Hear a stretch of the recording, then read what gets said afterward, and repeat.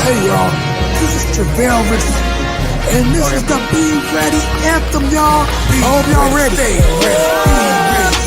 ready, be ready, stay ready, be ready, stay ready, be ready, stay ready, be ready, stay ready, be ready, stay ready, be ready, stay ready. Every show, new face, new dream.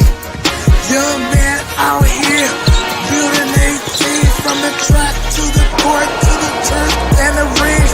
They all grown different, but they got the same theme. Putting in work when the lights not on. Late night, early morning, still going strong. They don't do it for the lights, they do it for the fight. Future looking bright, cause they training for their life. So be ready, stay ready, be ready, stay ready, be ready, stay ready, be ready, stay ready, be ready, stay ready, be ready, stay ready, be ready, stay ready, be ready, stay ready. Spotlight on them, time to show love. Brother smart and dream, all star from above. The hustle in their heart, purpose in their feet, and they voice on this mic that echoes in the streets. Every episode, no cap, no fake. Just young bugs grinding, rising to the stage. Different faces, same goals. Rise above the pressure, yeah, holding goals. So be ready, stay ready, be ready, stay ready, be ready, stay ready, be ready, stay ready, be ready, stay ready, be ready, stay ready, be ready, stay ready, be ready, stay ready. So put your hands together for my boys, Coach Tony and Carlos, for the Be Ready podcast coming on right now. Let's get it, let's go, y'all.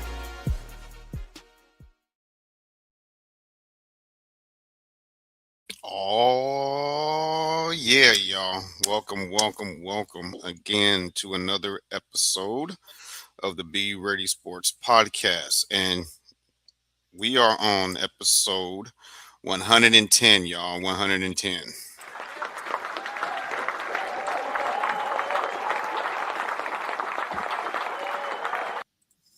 Yeah, man, that's crazy. 110 episodes. I feel like yesterday we was at episode 100. And feel like the day before yesterday we just started, didn't know what the heck we were doing. Now we're 110 episodes in, and we are keeping this train going. We have multiple athletes. We still gonna bring y'all away. We are booked up all the way into the summer, which is wonderful. So we're gonna keep them coming, keep them coming, keep them coming, keep them coming. Now I ain't no rapper, y'all. I ain't even gonna try. So we got another one for you today. And I always say our best episode is the one that we're on today. So this smiley face that you have right here, don't get it twisted. Just like all of our other guests, this boy's an assassin on the court. He will have your son and his dad having a long conversation on their way home after the game, after y'all play him. But let me introduce y'all to who we have. Coming to the stage is an 11-year-old class of 2033 basketball player from my hometown, Los Angeles, California. He is a guard that plays for Determined LA Select. This young man is a student athlete who loves the game of basketball. This athlete has been playing with his current AAU team since the age of 7. He has high aspirations of playing D1 basketball and making it to the NBA. So now, y'all, please welcome to the stage Mr. Isaiah Smith, y'all. Isaiah, welcome to the show.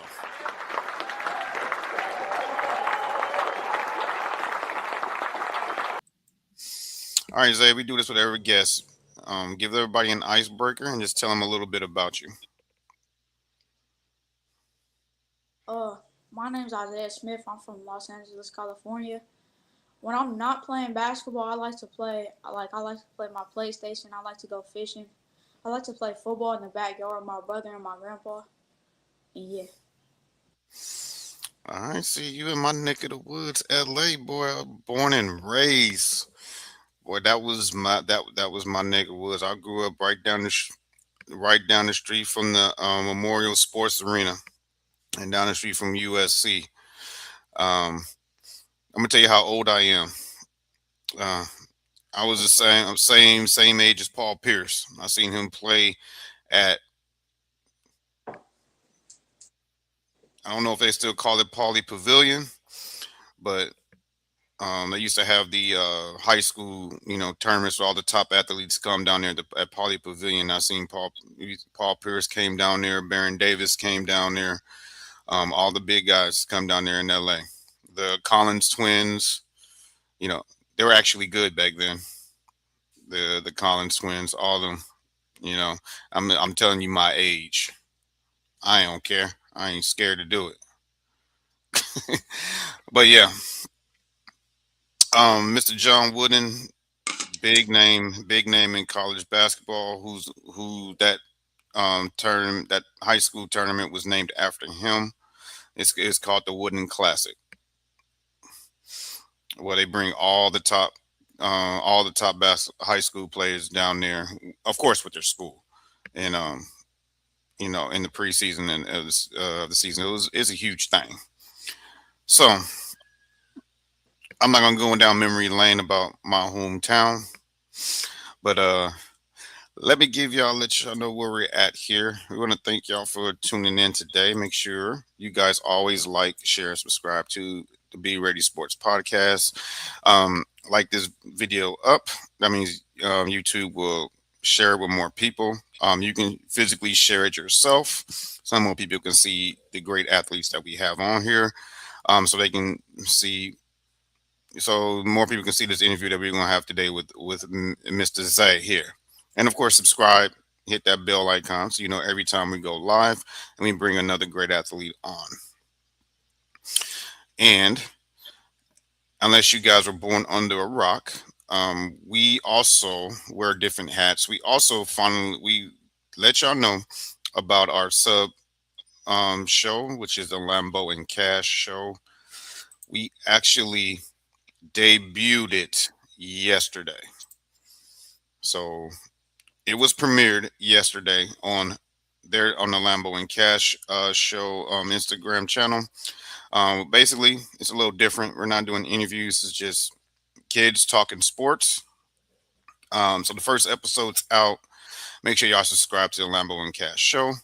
Go on their Instagram, the Lambo and Cash show Instagram, like it up. The link is in their Instagram. Click on it. You go to the show, watch the whole episode. You guys will be hilarious. You guys will be hilarious. Wow. Come on, Tony, get it together. You guys will be entertained. You will have fun. And it'll be an enjoyable experience watching little dudes talk sports. I know I got a kick out of it. So, you ready to get your show on the road? Yeah. All right. So, let's talk about something real quick. What's going on in the National Basketball Association?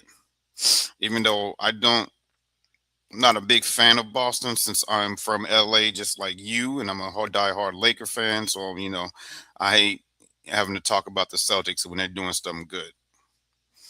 But we're gonna talk about this. Unless you're born on a rock, Mr. Jason Tatum made his return on Friday from his Achilles injury. So, Jason Tatum, you get one of these.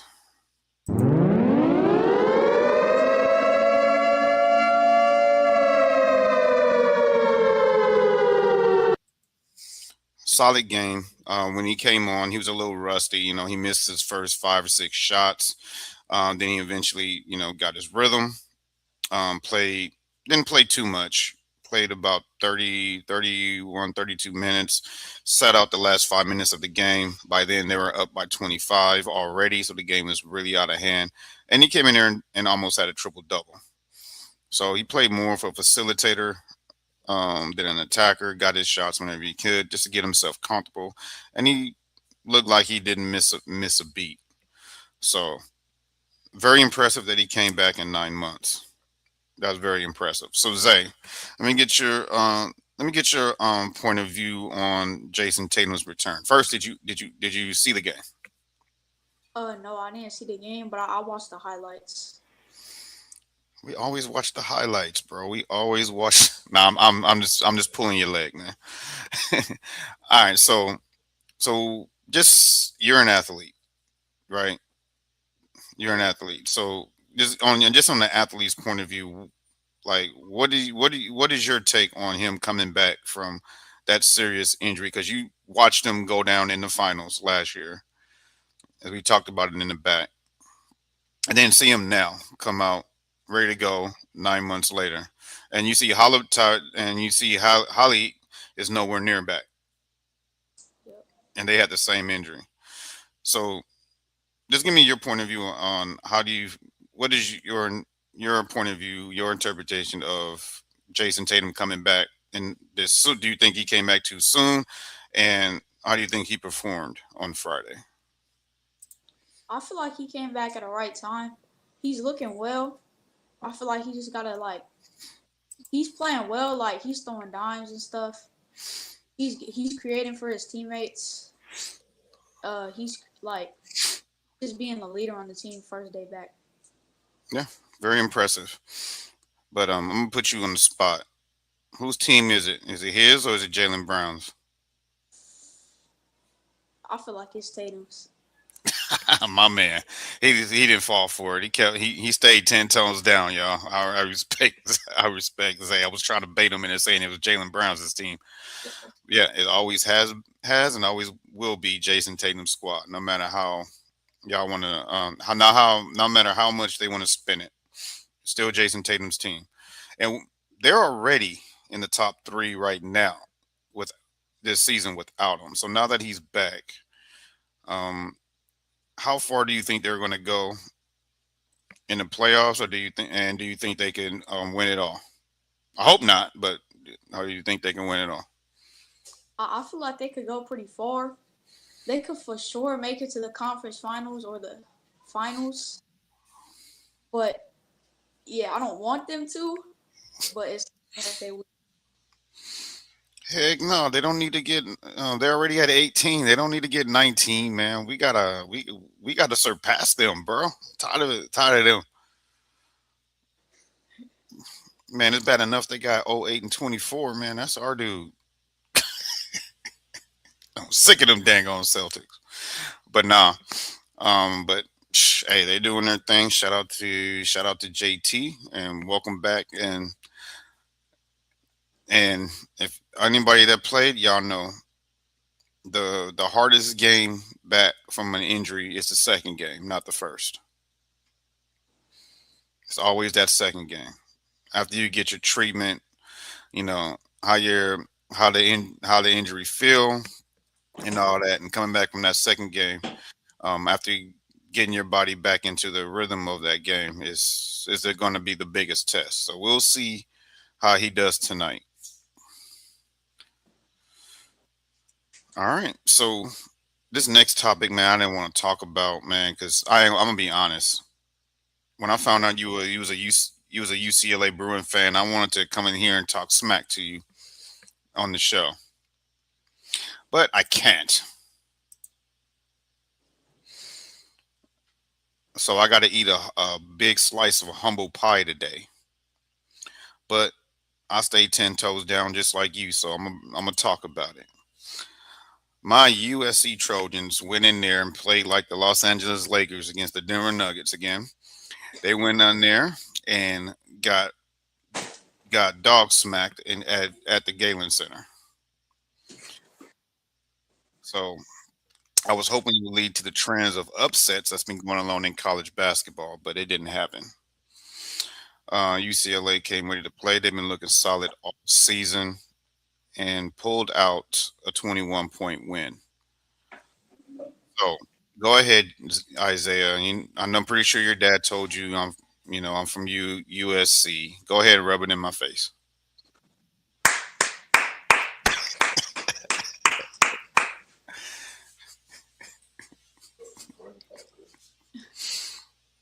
It's built. It was built. I already knew it was gonna happen.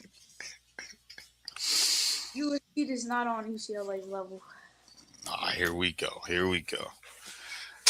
But you won by 21. You can say whatever you want. I have no choice but to take it, man, because we got the belt put to us, and for y'all know this is our crosstown rivalry. Neither one of us can stand each other. Um, well, what was your biggest takeaway from the game besides the how UCLA cruised to the victory? Uh, I feel like Gilbert Arenas, he played well. They're Elijah. missing another star player. Uh, I Hey, hey, forgot. we're not gonna make no excuses. I don't make excuses, bro. Injuries is part of the game. I don't make no excuses. We still lost. And then I feel like Dick played well too. Number 34, when they were running the zone, I feel like he was a big zone breaker.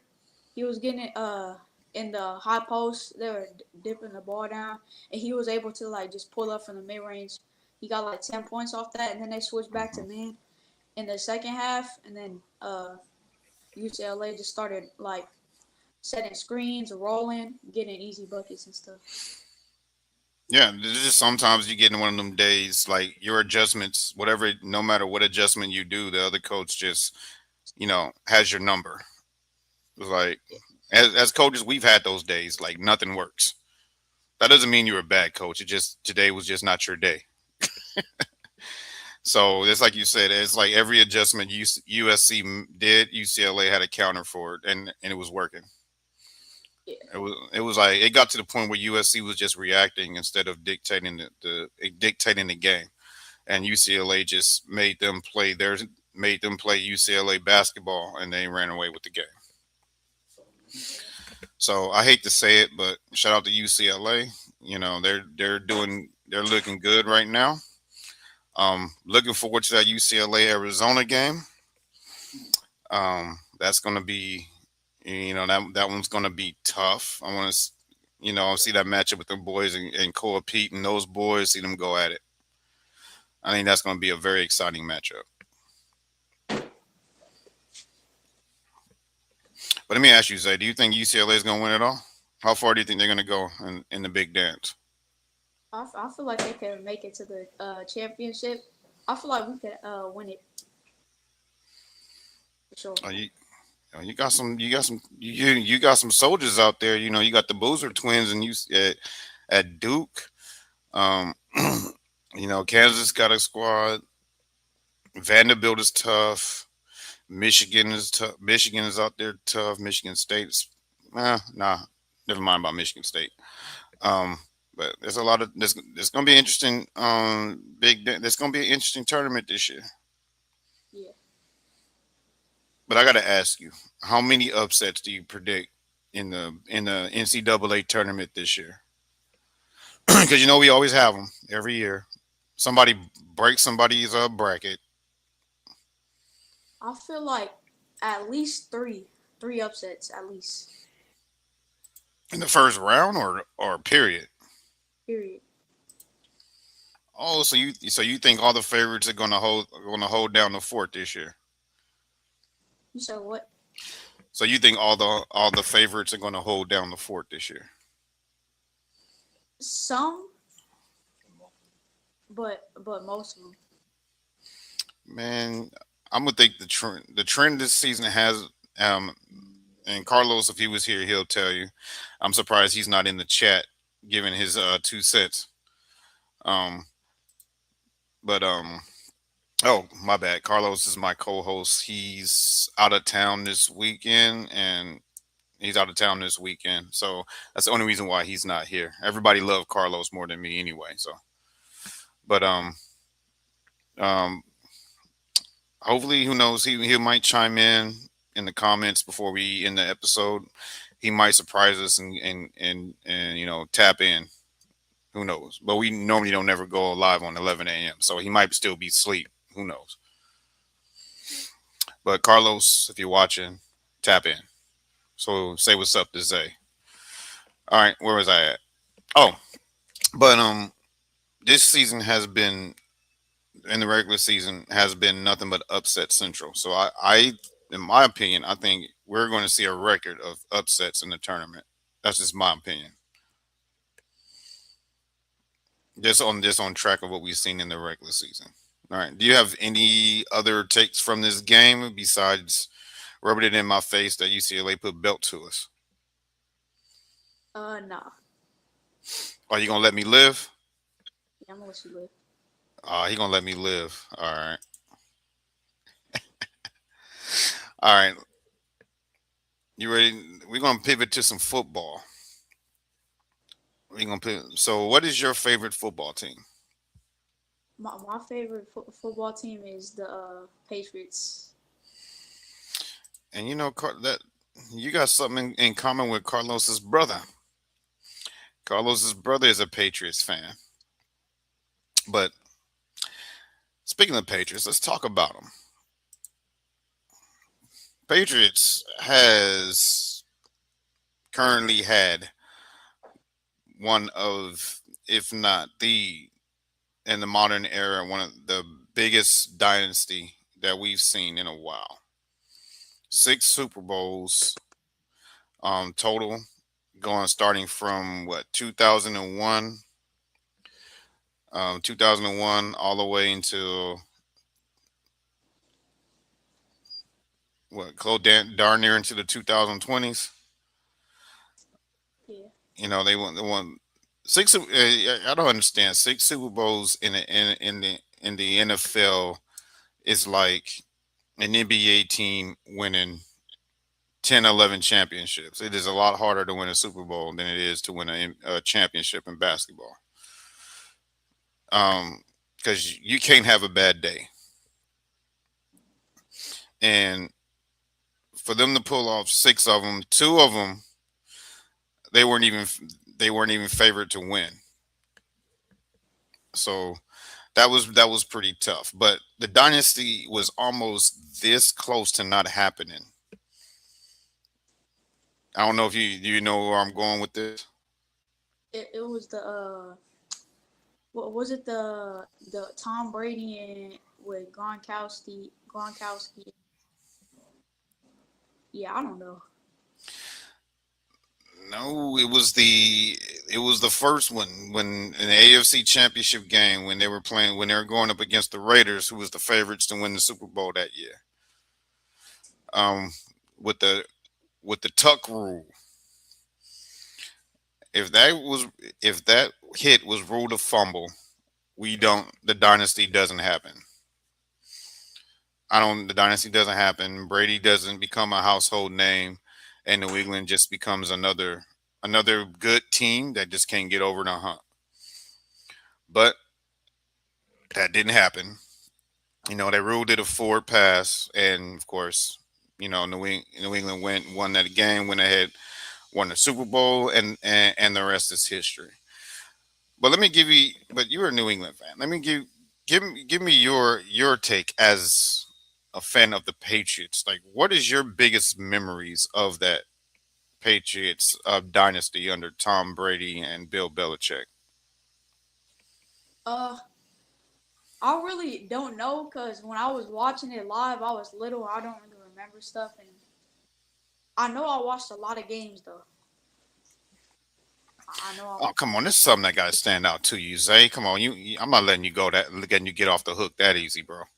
There's got to be something that you remember that stands out to you that you like. Yeah, man, that's why I became a Patriots fan.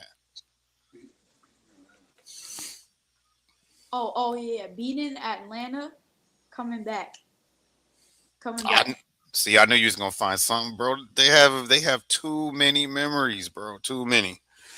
Yeah, what was it? 20. It was what, a 27-point comeback, and it's still the biggest comeback in Super Bowl history.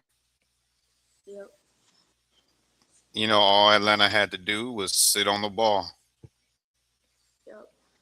but nah, they want to get cute. They want to get cute, and the rest is history. So, do you think anyone will ever m- come close to or match what New England did? Nah, I don't feel like You don't think no one's going to come close to what they did at all? someone, but it's never gonna match. Zay, man, don't let nobody knock you off your pivot, bro. Don't let nobody saying a question to try to get you to say an answer they want you to say, bro. Stand on your toes. You like, no, bro. Ain't nobody gonna duplicate what we did. Say it. Ain't nobody gonna duplicate what we did. Ain't no one gonna duplicate what we did. Yeah, stand 10 toes down on that. I don't think nobody's gonna ever duplicate it either. Yeah, man, it was very hard to do what they did, especially almost going undefeated in winning 19 games in a row. That is crazy. Um, they still should have won the Super Bowl that year. That would have stamped this dynasty over the top. No one's ever gonna ever repeat that. But six Super Bowls in 6 Super Bowls and 10 attempts is insane. But I'm going to test your Patriots knowledge.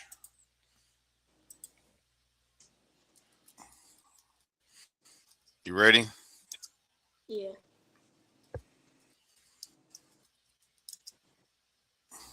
All right.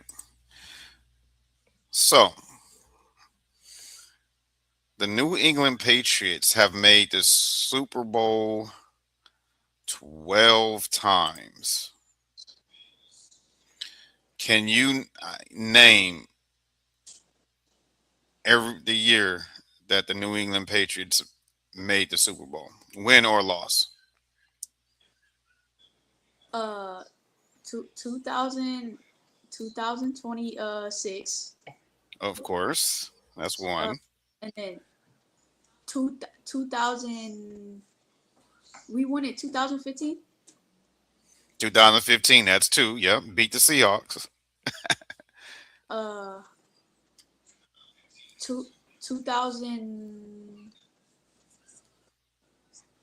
2017. 2000. Yep, that's the one you talked about when they came back from beating Atlanta. Yep, 2017. Two, That's three. 2013.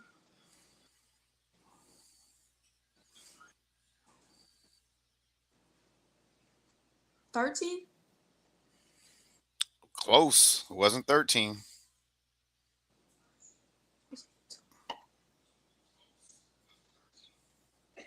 Two,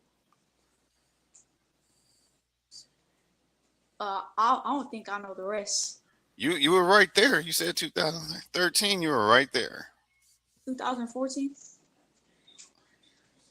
You're close. You're close again. All right. 2013. Let me give you a hint.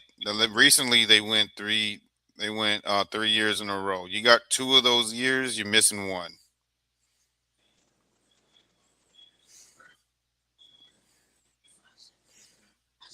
Remember, they went. You said the two. You said 2017, right? Yeah. Remember, they went three. They went three straight. You got 2017. You're missing, and you missing.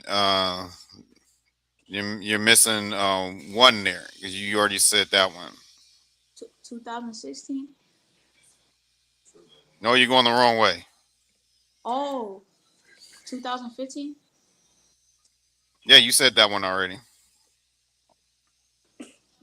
Uh, 2013.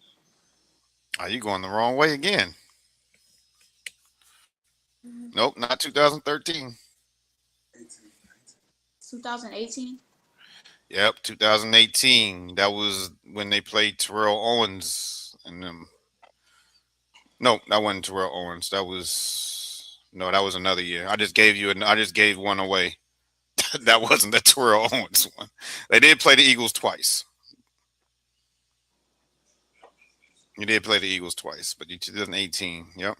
So you got that three-peat. You said 2017. You said 2018. You said 2019, and you got 2026. So you got that four. You got 2015. That's five.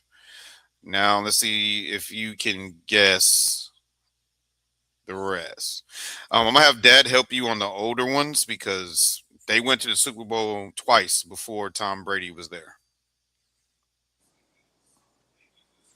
Uh, 2000. No, those before Tom Brady, those were not in the Oh, 2000s. you said my dad killed me? On which Yeah, ones? he gonna have to help you on the ones before Tom Brady because you ain't gonna. I don't think you're gonna guess those two. Woo, man. I started watching the Patriots, man, like it was while Drew Bledsoe was there, but it was maybe like a couple years before Tom Brady got there. So I probably don't even know those. I know when we the first one we got against the first one with Brady. Who was that? The greatest show on turf, the Rams. I know we beat them. But what was that? Yeah, 01? 2000 or 01? Something like that. close. What was that, 99? No, you going backwards. But no, when we beat the Rams, damn, well, it was 01, right? 02? Oh, 01, 02. Well, they got it. Super Bowl was in 02, but it was the 01 season. You're right. Okay. Yeah. But the Super Bowl was in 2002. But I'm gonna give you a hint. The one before that one, someone won their first Super Bowl as a cheesehead that wore number 4. Oh man, yeah. Brett Favre. Uh, Brett Favre. Yep. But do you remember the year? I do not, man. I do not. I had to be maybe 98. Close. No, 98. 98 was Broncos, right? Yeah, that was the Broncos. They went back to back. Broncos beat them in '98. Okay. So yeah, maybe nine. I just gave you the 99? answer. They went in '97. Oh, yeah. Well, I thought the Broncos went back. Broncos went back to back 97, 98. No, Packers won the 96-97 season. That was the year that they beat the defending Super Bowl champion San Francisco 49ers. That was the news of that season. Reggie White had a ridiculous playoff run, sacks wise. Yeah, Reggie White. That was a man back in the day, bro. The first one was 1986 against that mean defense in Chicago against the Bears. You got 2002 Patriots and Rams. They went back to back after that in 04 and 05. Yeah, I know they played. They got one against the Panthers, I believe, man.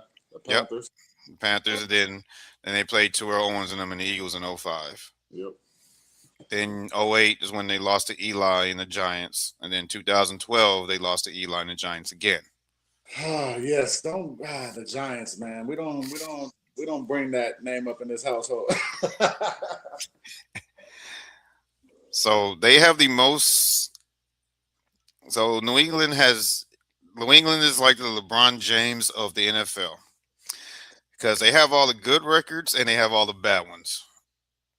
You guys have the most Super Bowl appearances, 12 all-time NFL record. Wins, you're tied at 6 with Pittsburgh, but you have the all-time in losses too. Your dynasty is from 2002 to 2019 under Tom Brady, one of the longest dynasties in NFL history. And now, with Drake May, you brought it back. So here's the biggest question for you, Zay. Is there another Patriots dynasty loading, or was this just a luck of the draw because of how the AFC went last year? I think this could be another dynasty. Drake May is pretty good. I don't know what he was doing in the Super Bowl though, but it's all right. He'll fix it. I feel like we gotta fix our O line though, and get like a solid wide receiver. A solid number 1 wide receiver. And I feel like we have great coaching staff. We have great head coach, offensive coordinator, defensive coordinator. I feel like we're gonna make a we're gonna have a big advantage in free agency and trading. Well, you got your coach was played middle linebacker in the Patriots dynasty years with Tom Brady and Mike Vrabel. Yep. So you see what he did with Tennessee. He took Tennessee from from dust and made them to something. So Drake May is your guy. You got a solid you got a solid offense, but that schedule is gonna be tougher next year. Yeah.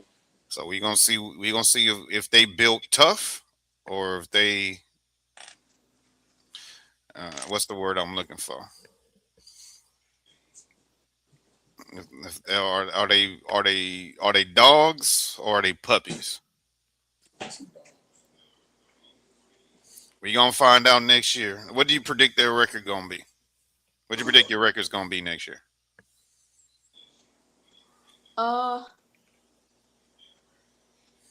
with our schedule Yeah, being a it's gonna be little brutal.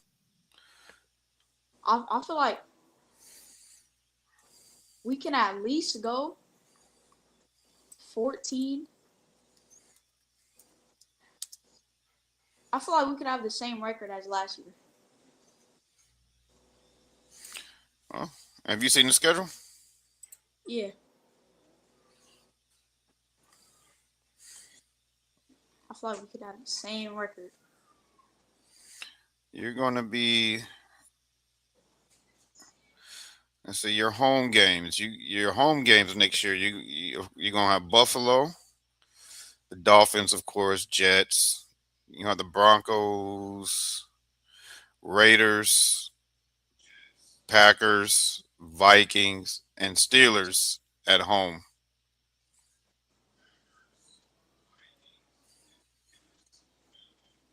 And away, you're going to have, of course, Buffalo, Miami, Jets. Then you got to go. You got Chicago, Detroit, the Chiefs, the Chargers, and a rematch with the Seahawks and Jacksonville. That is not going. That is just looking at that schedule, and I'm like, I don't want to play. I don't want to play. They haven't even put it together in order yet. So going to Chicago is not going to be easy. Going to Patrick Mahomes' house is not going to be easy. The Jaguars is coming up, man. That's going to be a brutal. That's going to be a brutal schedule, and I'm gonna keep we gonna keep that receipt. You said 14 wins with that schedule. We gonna see. Because in December I'm gonna give you a call on Instagram, video call, be like, hey, Zay, what happened, man? What happened to these 14 wins? No, I'm just kidding. I ain't gonna do that. But I'm gonna keep the receipt. Are you ready for the last topic? Let me get into your Q&A. Yeah. All right, for this last one, you can have Dad come in. Um, we're gonna get a little serious on the Be Ready Sports podcast real quick. So this is something that I think we're gonna start doing more. Having these type of discussions with our youth in their sport, just to get their inputs on it, and we hopefully that people are listening, so we can fix this. But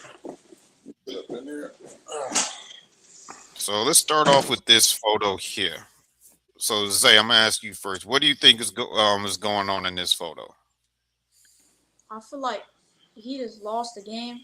He's pretty upset. He could have got yelled at. He got down on himself or something. All that could be true. And Dad, let me get your point of view as a parent. I'm looking at this photo. What do you think is happening here? Yeah, it could be all the things, man. I mean, you definitely could see that he's down, but it could be, what always happens, man. He could be down on himself because it could have been the coach, and it could have been his dad or his parents, being a little too hard on him after the game, or him hearing it from everywhere, being confused during the game. He definitely looks a little overwhelmed, if you ask me. And is this a picture that you as a parent want to see from any child on your son on your son's team like this after a game? No, not at all, man. You definitely, because you want to teach the kids to compete, so you definitely, it's okay to see them be they're kids, man. They're gonna be sad after a tough loss or something like that. But if it's like that, every game, and they just feel like, feel like they're not doing enough, especially at this age. The main thing is supposed to be fun, man. And with the, Hmm. it's just supposed to be fun for the kid. You should be going out there playing a sport that you love. They're not getting paid to do it. So, yeah, it's cool for the kids to be hard on themselves, but at the end of the day, like I always tell them, it's supposed to be fun. Exactly. But you hit a lot. But you hit a lot of nail. You said a lot in that in that one in those couple sentences. Right. Um, Stood out to me. You said it could have been his parents. You said it could have been his coaches and all that. And if that is the case, then it's a serious problem Right, right. Which we because do, which we do. I think we do have a little problem with that in youth sports. And, I was kind of guilty of it myself when he first, when I first put him on that level, like playing like, hey, every critique in every play, me calling them from the sideline, and they gotten older.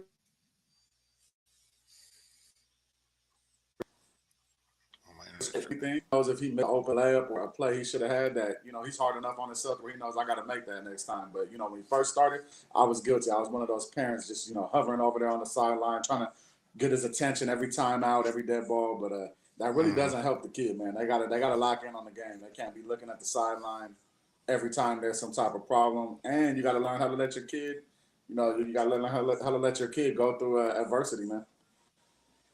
You hit a lot of solid points. But y'all gonna see for when we get to his video portion, you're gonna see Zay don't have that problem. And y'all gonna see. We just having a discussion. I don't want everybody to be like, what's going on? What's that? Like, why are we talking about this? But here's some quotes that I've seen that's going around, and I don't agree with everything that's said here, but I'll let you know the ones I agree with. But it says one of the this is something that you just pointed out too. One of the biggest issues I've come across in youth sports is that kids don't know how to fail. There aren't winners and losers anymore. A vital part of life is learning how to navigate, handle, and overcome adversity. Your kids will learn a lot more from failure than success. So that last part, I 100% agree with.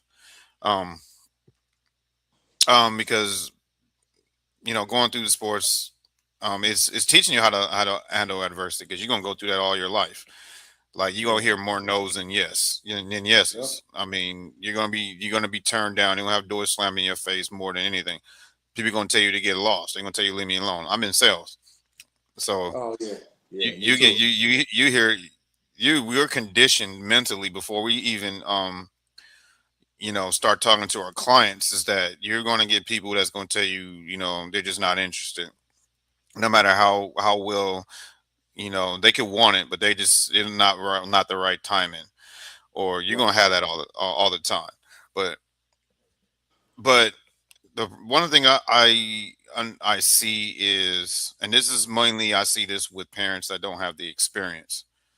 um you don't see this with former athletes that have been on a high level. You don't see this from them, but you see this mainly from newer parents whose kids just started in. You see this more with the younger ones, like the 5, 6, 7, and 8 year olds, which is understandable, but they don't know how to turn it off. Right.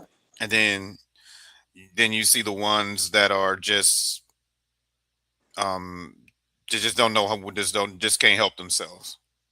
Right. Right. But but yeah, but they gotta learn how to they gotta learn how to overcome things. They gotta learn how to fail. They gotta know what it feels like to lose a game. Yeah. You gotta let them grow as a athlete so they know what to do when they get to college, when they run into them situations again. They don't know like, okay, I already been through this, so I'm not gonna be overwhelmed by the only difference is going to be you're playing in front of a bigger crowd, but they're not going to be overwhelmed in that situation because they're going to remember, oh, okay, I did this in high school Right. when I helped my team win a state championship. We came from 10 down. We down 10 now. We can, I've done this before. Yeah. Versus if you pamper them and they get in this situation as an adult, they're gonna be real. They're gonna know what to do, and then the coach is gonna not have confidence in him because they expect you at college you already know this stuff. Right. Right. I agree. They don't have time to teach you. So while they're in the development years, this is the best time to develop. But I'm gonna start with you, Zay, since you are a youth athlete. I'm doing this because I think adults need to hear from you guys. They need to hear from your point of view. They need to hear what y'all got to say. Your dad just said that he used to be that way with you. Granted, you're not going to get in trouble with your answers. No, You know, you're not going to be after the podcast like, son, I didn't know you felt that way, man. Go in the room. I'm about to get the belt. It ain't about to happen. No, he's good. He's good, man. We He'll be able just to answer. We have these type of conversations all the time. Man. I like to check his mental. So definitely, man. You can shoot it straight, kid. You got it. that's what's up. I wish every parent do that. But let's just say so you went through that. So let me as an athlete yourself because I've seen some of you. I haven't seen you live yet. That's on my to-do list. I got to pull up on my athletes. But I seen your clips and everything. You look calm. You look calm on the court. And I did see one clip where you had a mismatch and you kind of had like a little smirk on your y'all got to see it. You had a little smirk on your face with the kid that was guarding you, and I already knew it was going through your head. Like, really, y'all gonna disrespect me by putting this dude on me? But you'll know what I'm talking about. But where did that confidence come from? I feel like I'm able to I'm able to shoot, and like I just before the game I just mentally like get ready, give myself compliments, and like just like be ready, get myself happy and hyped up. But it hasn't. I know it has. Your journey hasn't been that easy. You didn't just walk up on the court and was saucing people up like that. Nah, So, I, so how was your? Because how was your early years? Um, how was your early years from the beginning, and how was it with balancing listening to dad and listening to coach such a young age? Because you said you started at 7, right? yeah, started playing. Yeah, So how was it, those early years? it's like confusing because my dad's telling me one thing, coach is telling me the other thing. Then I don't know what to do. So I just like I don't know. It's like it's just not fun. But something happened. You still here. You still playing. So what changed? My dad not talking to me. My dad just letting me play, letting my coach tell me what to do, and then I'm just having fun and playing the game of basketball. That was up. So that's what kept. So that's what. So once dad backed off, no, Right. dad, we're not putting you. You're not in the hot seat. But we're just having a conversation. But with that little change right there helped you settle in and got you to where you're at now. To be in so that calm and cool and collected on that court and like you have right now, right? Yeah. So tell me about that first time you had to overcome failure. Uh, I would say like I think my second tournament ever in AAU. We went to the championship, I think, and then we like lost, and I was like really mad. And then my dad just let me like cool down for a second, and he talked about the game. We went over film, and then yeah. So let me ask you this now: what would have happened if right after the game, dad would have gotten your face and it's like, man, you should have did this, you should have did that, man. Why you didn't make that pass, man? Why you take that shot? Now, how would you have reacted if that would have been how he would approach you I mean, like immediately right after the game? Like you're already pissed that you lost. I would feel like Now be honest. I would If feel there's like some no, before you answer, I'm gonna say I need you to be honest because there's some kids that are watching that are going through this with their dad and they need to hear it. So you feel? I would feel like sad, like I just got through a tough game and like I don't want to really talk to no one, and then I just get yelled at like right after the game. You didn't touch my eye, You good? bro. I have allergies, so my eye just starts watering. Yeah, you good. Man. Oh, It's good. It's good to talk about this type of stuff. all right then. I like that. I like that you're giving your honesty and everything because that's what needs to be heard. That's what people need to hear. Like like you parents that are doing this, man. And don't say like, "Oh, that's not my kid." No, if you have this conversation with your kid and y'all have that relationship, he's gonna say the exact same thing in a different way. I bet my house on it. So So when we over here running around talking about what's the biggest problem in youth sports is we're not pointing the finger, but we trying to fix things. And the biggest thing, the biggest persons that has the power of their development more than the coaches, the trainers, is the parents. You spend the most time with them. You're teaching them more life lessons than we are. You're with them all the time. You know, you're with them from day one when you're seeing their whole development from when they start walking to when they started dribbling the first time to when they ran their first play to when they got their first bucket. You're there. We're not. So you have the biggest input out of all of them. And remember, they're not gonna remember. They're not gonna remember what you told them. They're gonna remember how you made them feel. Listen to the MVP. Listen to Kevin. Rewatch Kevin Durant's MVP speech. He was talking about how his mama made him feel through that whole thing. When he got older, he understood her sacrifices, but most of the time when he was younger, when he's speaking about that, he was talking about she made him feel and the sacrifices she made for him to get where he is. So kids pay attention. And we're gonna and also see this post everywhere. And I think this is also misinterpreted. It says uncoachable kids become unemployable adults. Let your kid get used to somebody being tough for them. That's life. Get over it. All right. So let's put context in this. There's truth to the first statement. Uncoachable kids become unemployable adult. That is 100% facts. But what makes an uncoachable kid? It starts from home.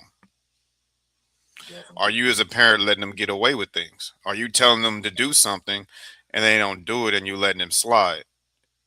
You see how this always trickulates to the house. It always starts from the house. What's going on at the house? What you're letting them do, what you're letting them not do.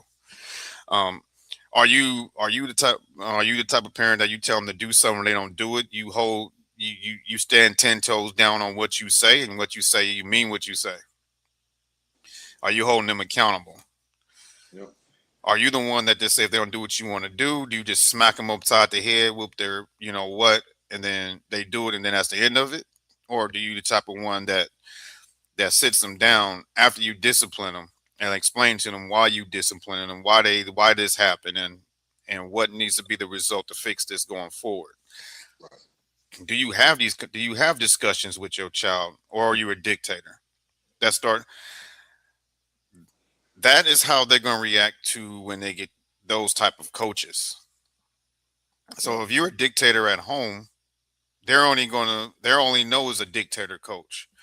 If a coach that come to them and speak to them, have conversations, they not going to understand what's going on. They're going to be confused, but they will adapt if that is the way you're reaching them.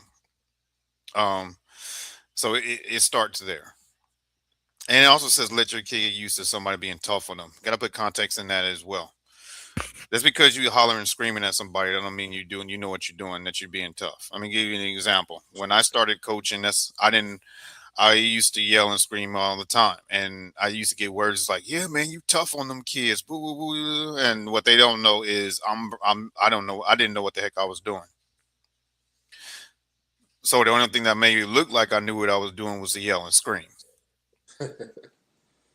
But remember, to a trained ear, and you said this in the back room before we even started, a trained ear will listen to what you're actually saying. If all you hear all game is hustle, man, run, box out, get a rebound, look up the floor, that is not coaching. Right. That is that is coaching from the stands. Yep. And any parent can do that. Like, Yep. you're confusing the heck out of your player. And I'm gonna give you an example. Zay, Yeah. I'm gonna give you two statements, and I'm gonna ask you which one makes sense, and which one would tell you which one will make sense to you, and which one would you know what to do. Okay, Zay, I want you to run down the court floor as fast as you can. Box out, get the rebound, push. All right. All right, Zay. When you come up court, I want you to slow it up. I want you to see the defense commit to you. When they do that, I want you to kick it to your shooter in the wing. Once you kick it, I want you to run full sprint just like we practice at practice down the paint in front of the basket. Find their big guy. I want you to get your butt on him, push him out the way. And when your shooter shoots, if he misses it, I want you to grab it. I want you to put everything you can to get that ball and put it back up and give me an and one. I told you to do the same thing two different ways. Which one do you understand better? The second one, And why the second one? because it's more detailed and it's easier to understand. The second one, I actually did my job and coached you on what I wanted you to do. The first one, I told you to do the same thing twice, but first time, like you said, I didn't give you no detail. So at your age, you're telling me details matter, right? Yeah. But we hear it all the time. That's all you hear on the sideline. Box out, run, take it from him. He can't dribble. That's all you hear. But and as a parent, which would you prefer to hear from the sideline as a parent coming out of your coach's mouth? What was the first statements or the second statements? Man, most definitely the second statement, man. Especially if you're dealing with some, you know, if you're playing at a high level, man, and you know that your kids are IQ, is where it needs to be. You got to give more detail, man. It's easy. It's almost like if you watch boxing. I think I don't know if you guys watch boxing, but we watch boxing all the time. We were watching Brian Norman Jr. go against Devin Haney, and well that one too. But Teofimo Lopez, his dad is in the corner. He's getting beat up by Shakur Stevenson, and I mean, his dad is just telling him, "Well, you got to go out there and punch him."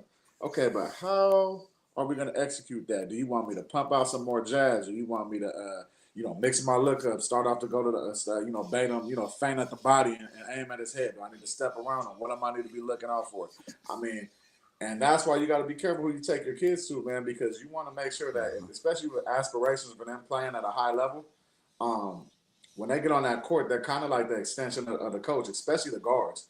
So, I mean, you need to make sure that they're giving detailed coaching, man. If you guys go over ghost cuts in practice and we're playing the zone, then you just tell the kids like, hey, we're passing the ball around the perimeter. How about somebody get to the high post? How about you guys get some backdoor cuts going? But yeah, the first one is, I could do that from the sideline. I could tell them like, Zay, you need to run harder, jump a little higher, take the ball from him. He don't know how to dribble, but it's all about how do we execute those things within our game plan, man. And I think that that's what some of the parents don't understand on the sideline, and that's the biggest thing when you get a coach that's everybody has to start somewhere, but they're coming from being a parent and just say, hey, I can go coach and they may not have actually played or actually played at a high level. That's the kind of coaching you're going to get. It's good.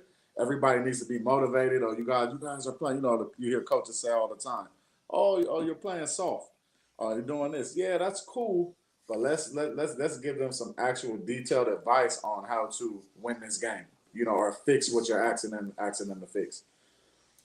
Yeah, and I like it because I'm hearing you guys are hearing it from both sides, the player and the parents themselves, and they're pretty much saying the same thing. Yep. All right, last example I'm gonna give you, then we can go on to the next slide. Zay, let's say you playing against a zone defense. There's no movement on the floor, but right now I know you'll be able to, as your experience now, you'll be able to tell your teammates where to go. But let's say you playing with a team with guys that are not experienced at all. All right. Just pretend this is a full rec.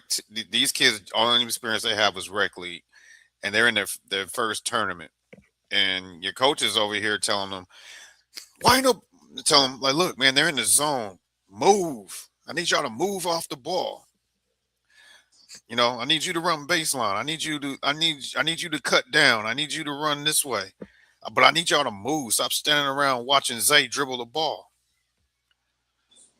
Do you understand what the coach is saying, or is that confusing? I understand a little bit, but it might be like really confusing for the rec people, because like they might just start running around the paint, crowding the paint area, like no good spacing. Yeah. See, y'all know, are the kids I bring on this show? They built different, bro. They build different. Like that's the kid that's been taught well and that understands the basketball. That understands the game. That's exactly what happened. That's exactly what happened in that situation. Like I gave you a real situation that actually happened, and what happened was everybody was crowded on one side of the floor. And you know what side of the floor they went to? The right. No, the side the ball went to. Side the ball. I was about to say, whatever side the ball is on, that's where all those kids went. You know why? Because they were just told to move. They weren't told how to move and where to move to. So when you're 10, 11, 12 years old, you don't have a lot of basketball experience. Your instinct is to go where the ball is. Because why? You want the ball. You can't shoot without the ball, right? So everybody want the ball, but they don't know the concept of spacing. They're moving without the ball, making backdoor cuts to get open, where you can get those easier shots versus crowding the ball and your best player is dribbling in limited space and he has nobody to pass it to because all the passing lanes are cluttered because you got one guy guarding two people. But the last one, this is mainly for parents and coaches. I need you guys. It says don't get overexcited about a young athlete's early sporting success. Do not risk a child's enjoyment of sport by creating goals that he or she is unlikely to obtain.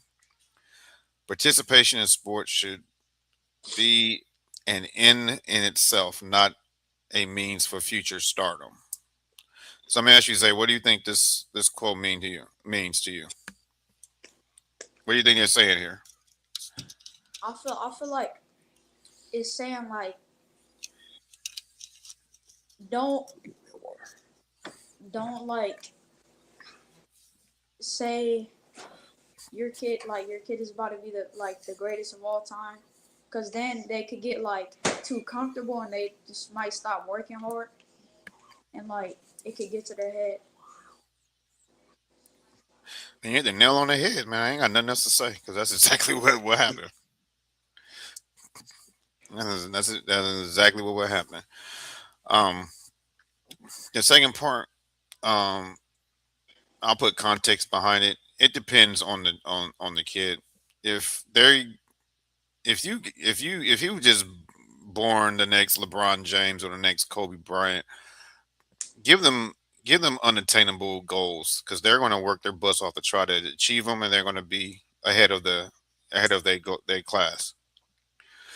Um, but if it's little Johnny that he's great at, he can dribble, but he can't shoot. Don't try to turn him into the next Kyrie. Right. Like, yeah, hone his dribbling skills, but work. But his goal should be let's fix that jump shot. Let's work on some form shooting today. Our goal today, I need 500 makes before you leave this gym.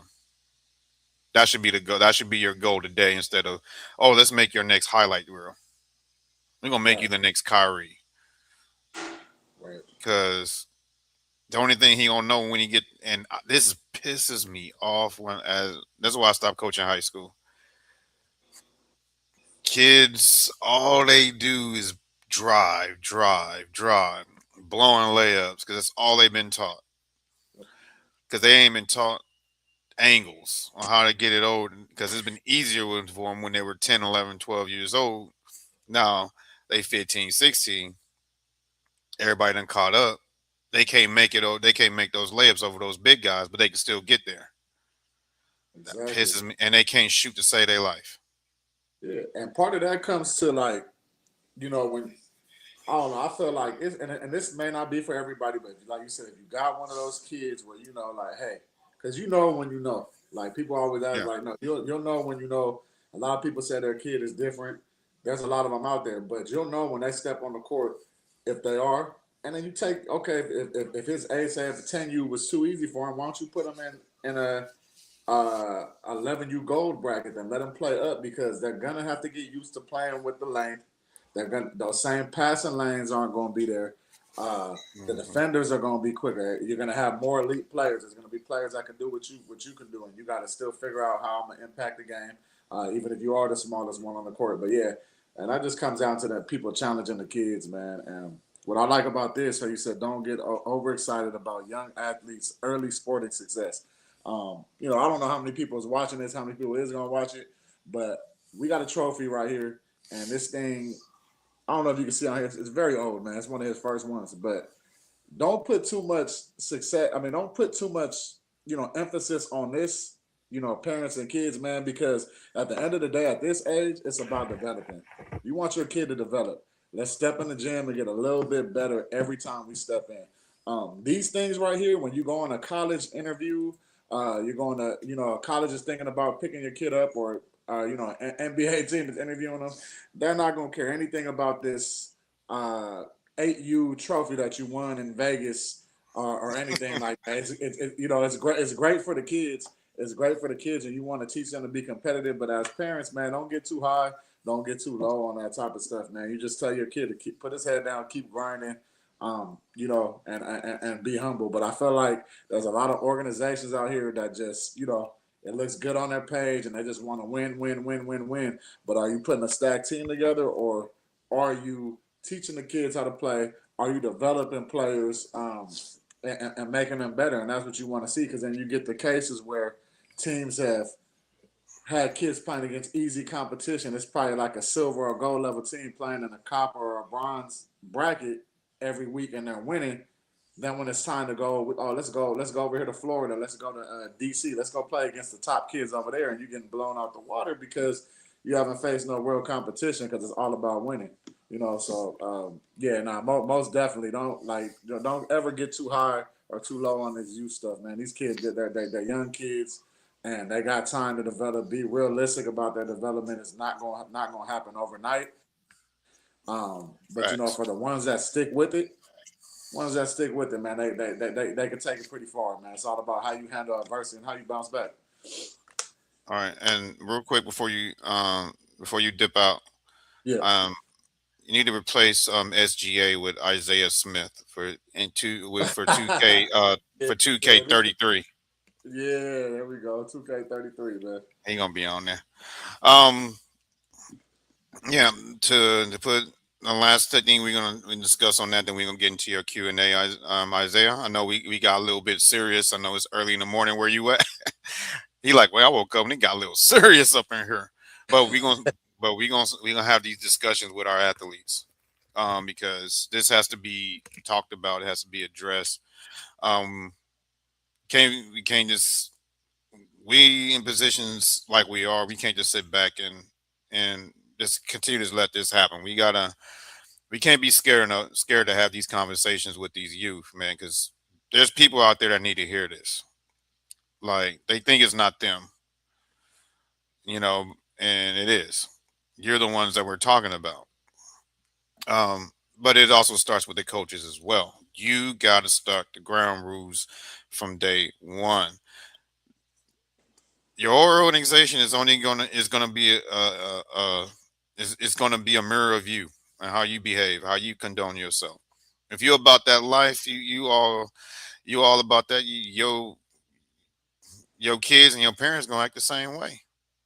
You're gonna be that organization where 20 parents is all on the sideline recording, yelling at the refs, yelling at the other team, telling the other team how sorry they kids are over there, and telling their kid to take the ball from them.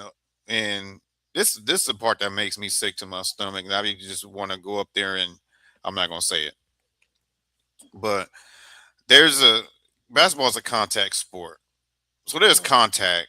They kid hits the floor, they ready to throw down with everybody. Oh man, yeah, Man, if you yeah, don't sit your ignorant self down on that bench and be quiet, man, basketball is a contact sport. It's gonna happen. right. So you just pick it up like, hey, it's good, it's good. You get them back on the scoreboard. You get them back on the scoreboard. Did anybody tell you you look like Dale Curry? You said what? Did anybody tell you you look like Dale Curry? Nah, that's a first. That's a first for me, man. Yeah, like Dale Curry, man. Like I feel like I'm interviewing baby Steph and Dale Curry right now. Nah, that's cool, man. Hopefully, we get as far as they did, man. We get anywhere close to that, man. It's a good life. Yeah, we'll chop it up in the green room afterwards before we let y'all go. Do you Yes, sir. guys do you got any last words you want to talk about of that last subject about the parenting Nah, and youth sport before we go into the Q&A? no, man. Like I said, man, just make it fun for your kid, man. Like I said, I'm glad he got to come on here and he got to tell how he felt. You know, I already knew that because I have these conversations with my kid and talk to your kid, man. Every kid is different. Um, you know what I'm saying? You gotta see, you gotta check their temperament to see if and then you gotta ask yourself the question, am I putting unnecessary pressure on a 10-year-old, 11-year-old? It don't even matter. It can go all the way up to like 15, 16, man, because some kids may not, if you don't have these conversations with your kid, they may not open up about it. But that's a good thing about me and him. I give him an opportunity. I don't just berate him with a bunch of stuff, and I'm not one of them type of parents where that's what I say is the end all be all. I want to hear how he's feeling when I was doing whatever I was doing, and I had to fix it. He was still having great games, but what is it? What like how? That's no fun, man. You go out there and have a great game, but you worried about like, man, my dad is about to. I missed that layup with 5 minutes to go in the second half. My dad is about to kill me in the car. No, so I had to change that, and it's a fine Yeah. line. It's a fine line between critiquing everything they do and staying on them. I'm always gonna stay on them. My main thing I just get on him about now is if I ever see him not playing with effort, you're not, that's what I tell him. You can't, if, you're not playing with effort. Somebody that's less talented than you will outwork you. But as far as that, man, parents just let have the kids work hard, but also let them know they can still be a kid. I tell them, oh, we gotta go to a birthday party. That's fine. We're gonna get up. We're gonna work out and then we're gonna go to the birthday party. So you can still be a kid, you can still do those things, but parents just stop putting unnecessary pressure on these kids, man. This is something that they love to do, and you don't want to ever steal that joy from them, man. And yeah, that's all I got to say about that. Well said, well said. Any last things you got to say about that, Isaiah, before we go into your Q&A? Nah. He's like, man, I'm done with that stuff. Let's liven this show up. We got serious, but let's start having some fun. All right, you ready? All right, so let's get into your Q&A. All right, Isaiah, tell everybody what inspired you to play basketball. So, what inspired me to play basketball, I remember I just used to watch my dad play in the gym, and I used to just dribble the basketball around and watch him play. I used to watch a lot of highlights of Kobe, and I just love to shoot on my like mini court, and then yeah, that's how I started. How many times how many times did you do a fadeaway and yell Kobe? A lot. Yeah, oh yeah. Shooting in the trash can in class. I don't work. Don't y'all do that. Yeah, Kobe. All right, Zay. Which side of the ball do you like playing better on, offense or defense, and why? I like to play on defense more because if you get like a if you defend, get a stop, at least the offense, like you could get easy buckets. Say if like you playing good defense and then you pressing the ball pretty well, they just panic and they just throw the ball away. That gives you a like a better chance of winning the game for like scoring. And I couldn't have said it no better than that, man. All right, what do you enjoy the most about playing basketball? I enjoy the competitiveness, uh, picking my teammates up when they make a mistake, uh, uh winning for sure. Yeah.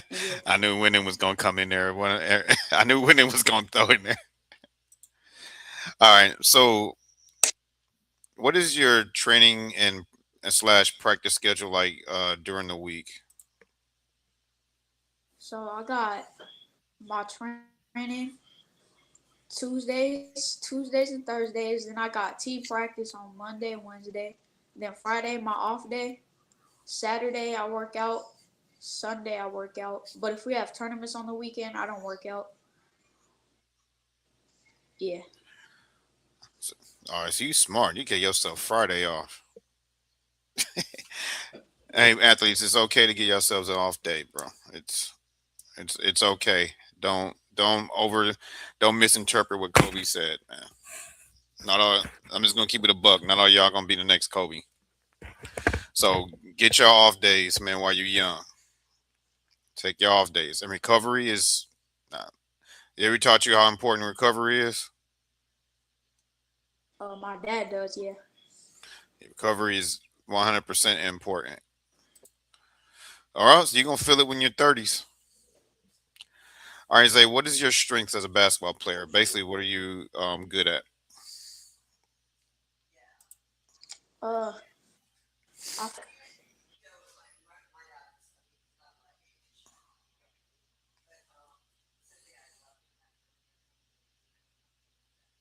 All right, did you freeze or did I freeze?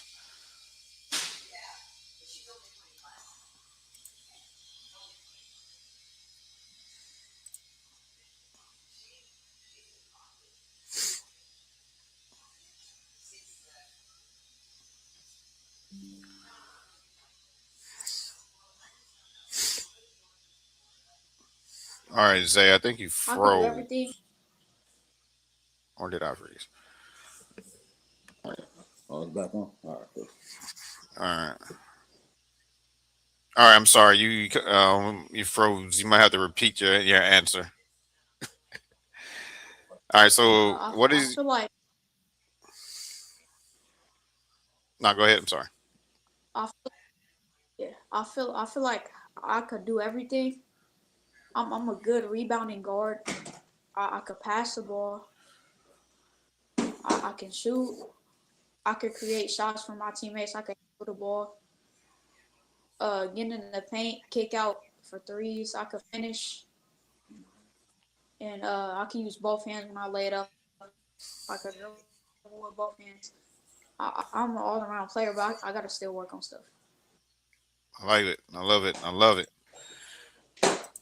All right, and I forgot to tell you that you're gonna see anybody comment. You're gonna see it on the screen. On my screen is the right side. I'm not sure how you're gonna see it on your screen, but you will see it right there. And all right, Zay, you there? Uh-oh. Yeah. All right, your screen kind of That's went one. black on my end. Taking you.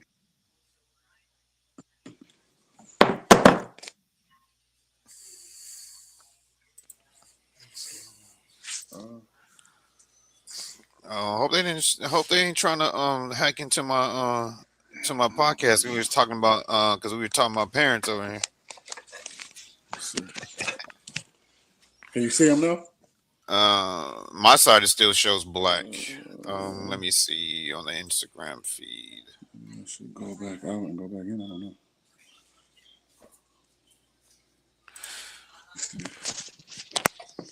Let me see on the YouTube. Oh, you exit. What you think? You hit this? Yeah, it's even black on the YouTube. Just go out and come back in real quick.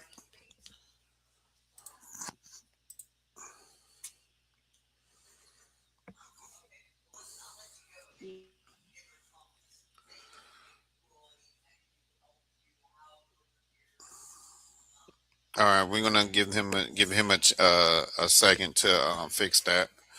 Then we're gonna come back and wrap up the show. Finish the Q&A. My bad. But yeah, that was a serious conversation that we just had regarding youth sports. But also want to give a shout out to Jason Tatum. You know, coming back from that Achilles injury, that is quick as he did. That is like ridiculously amazing. Yeah, I did say ridiculously amazing because it was, and I can't stand giving the Celtics any credit for anything. I had to give him, but I have to give him his. I have to give him his sauce on that. Coming back from that, having a 20-point win, 25-point win against the hapless Mavericks. That was tough.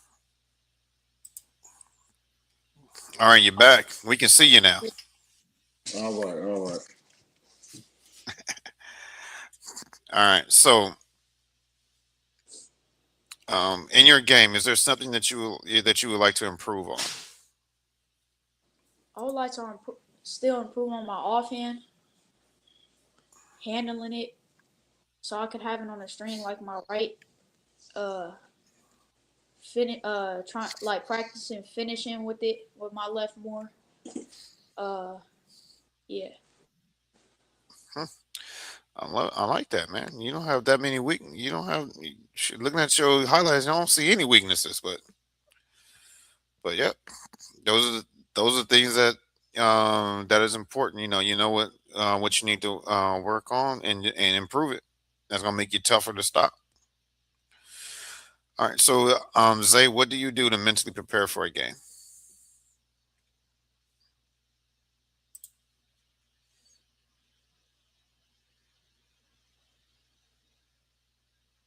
Oh, now I can't hear you.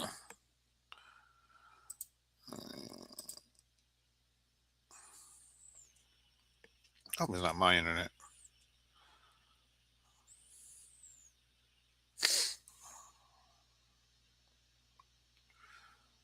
Can y'all hear me? Give me a thumbs up if you can hear me. Okay. I don't know when his audio just went out.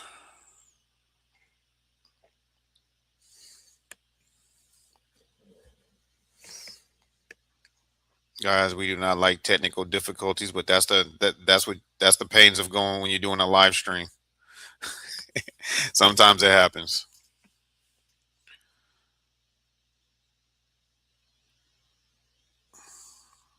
So I'm gonna come back and I'm gonna redo the audio. So, but but I think that's pretty tough that he said that one of the things he wanted to work on is his offhand. Like at his age to recognize that and to want to improve that that is huge. And just on his mentality alone, that type of mentality is going to take him far.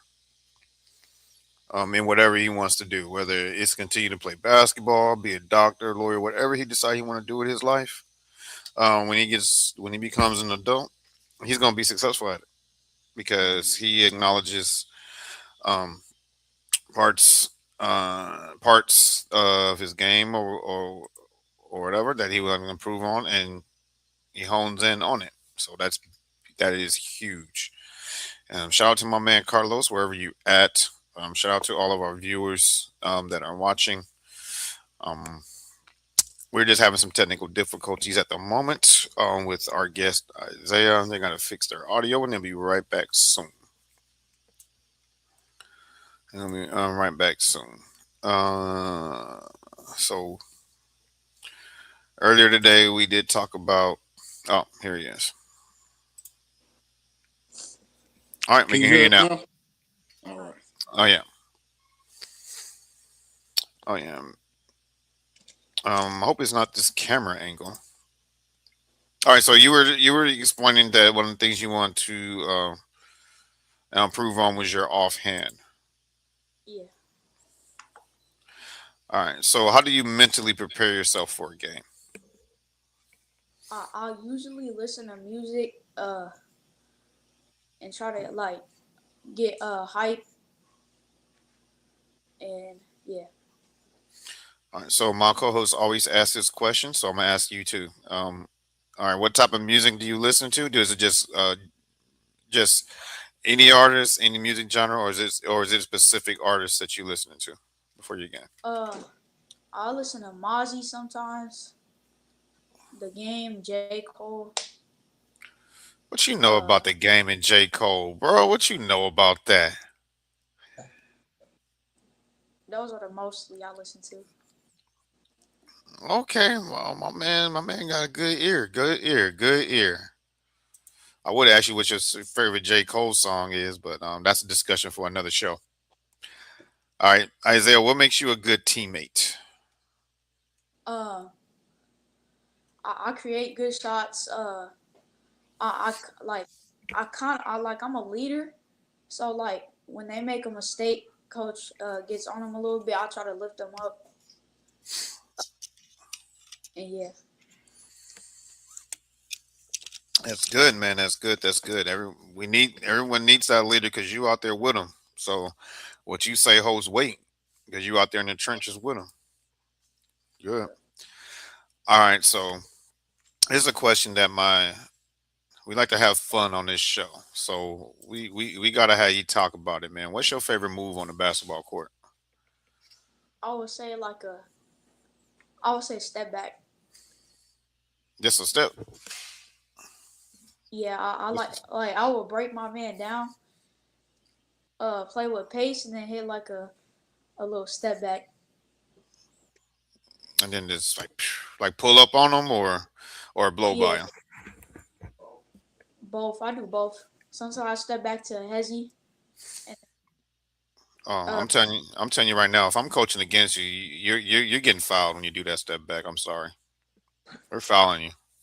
You ain't about to hit. You ain't about to drop me with. You ain't gonna drop 30 on me on one move. Nah, we about to foul you. I'm joking, man. I ain't gonna intentionally foul you.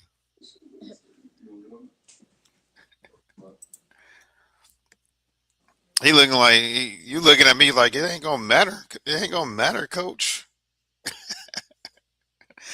All right. So what type of defense do you in like? If you see the defense, your your eyes just get big and you just like, oh yeah, we about to go. We about to punish these dudes. Like, is it man to man or zone defense? Like, if you see those defenses, you just go into feast mode. oh man, a man for sure. You take that personally, don't you? Yeah. Yeah, I look at your highlights. I can tell. You're a different breed because the ones that may give that answer, those are the one players I'll be worried about when I'm playing against them. Because them the ones that are built different. Like you see man to man, you're like, oh yeah, you speaking my language, bro. I'm a one-on-one player, but let's go. Take it personal. I like that. All right, Isaiah. Which basketball player do you idolize or mimic your game to? I feel like I play like Cade Cunningham. Hey, that boy getting might get the MVP this year. Are you a big guard like him? Yeah, when I play my age group, but we play up a lot, so Oh yeah, well, so you are a big guard yeah. because eventually it's going to balance out when you get older. Yep. So that's good, man. You're getting the best of both worlds. You're learning how to be quick That's gonna make you dangerous, bro. If you get 6'5", 6'6", 6'7", and you're already learning how to be quick like a small guard as a big guard, man, yeah, that's gonna make you very dangerous. All right. So, what is your favorite NBA or college basketball team and why? Uh, my favorite NBA team is the Los Angeles Lakers. I like Oh, the oh, hold on. Before you go anywhere, bro. For saying that, you get one of these, bro. You get one of these. Wait. Come on, come on, come on.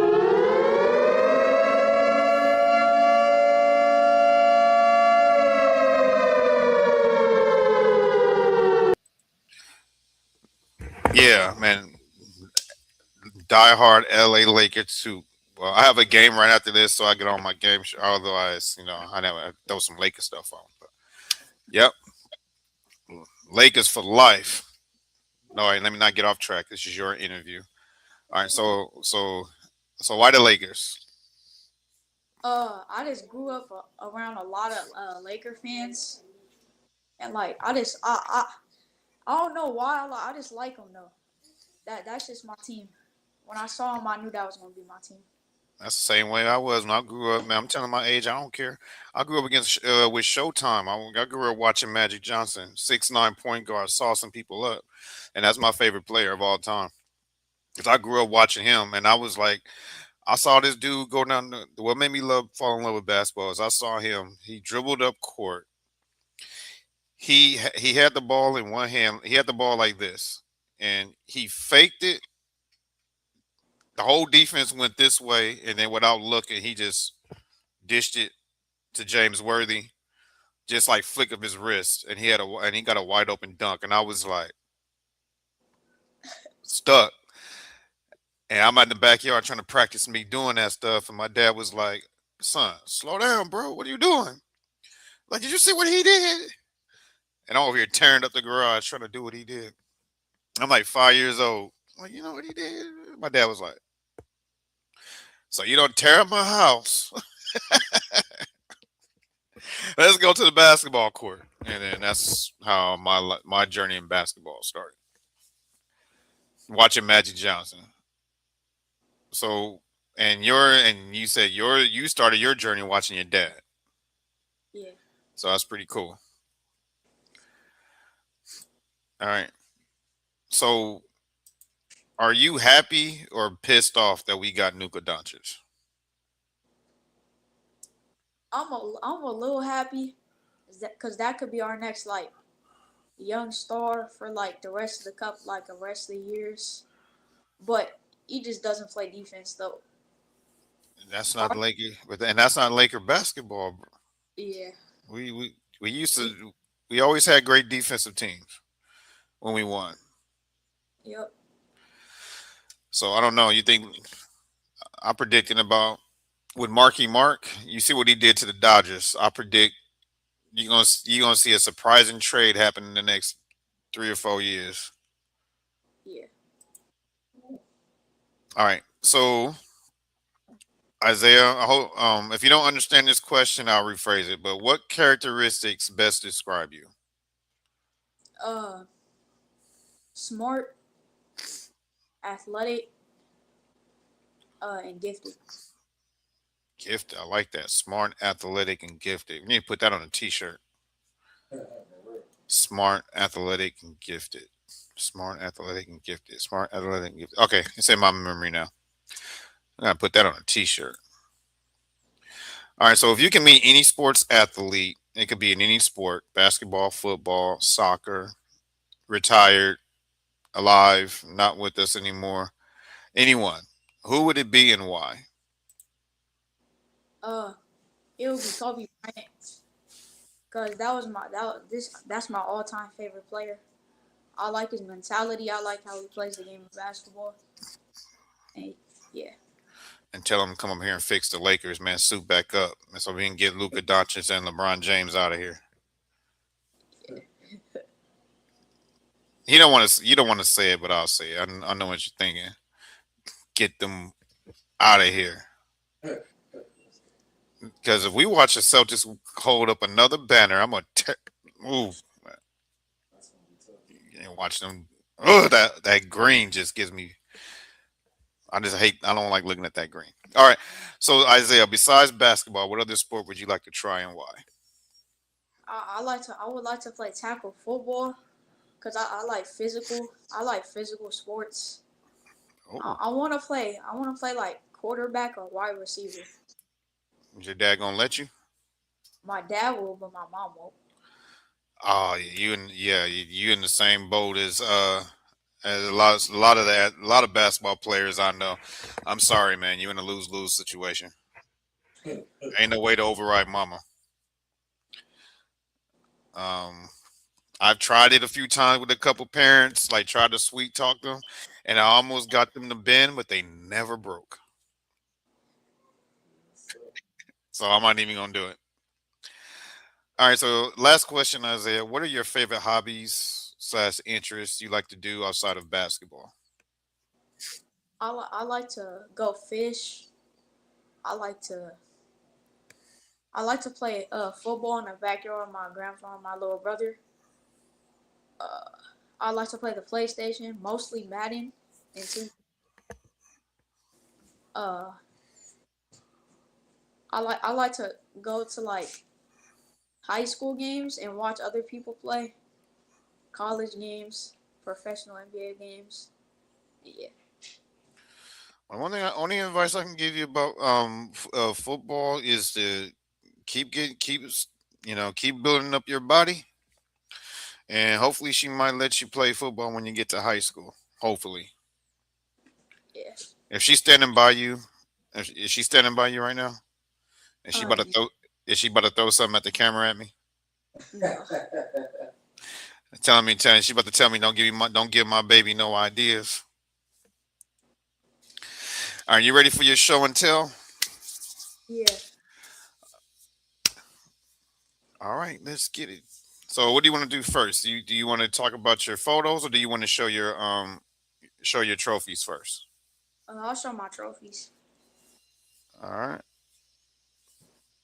So this one, I got grassroots, king of the court. King of the I who did got, you beat? Who did you beat to get that? I think, That's the name of the tournament. That's the name of the tournament. I don't know. It was a long time ago though. Oh, you mean But you got to remember who you beat to be king of the court, man. That's supposed to be etched in your memory forever. Nah, I'm trolling, bro. I'm trolling. Go ahead.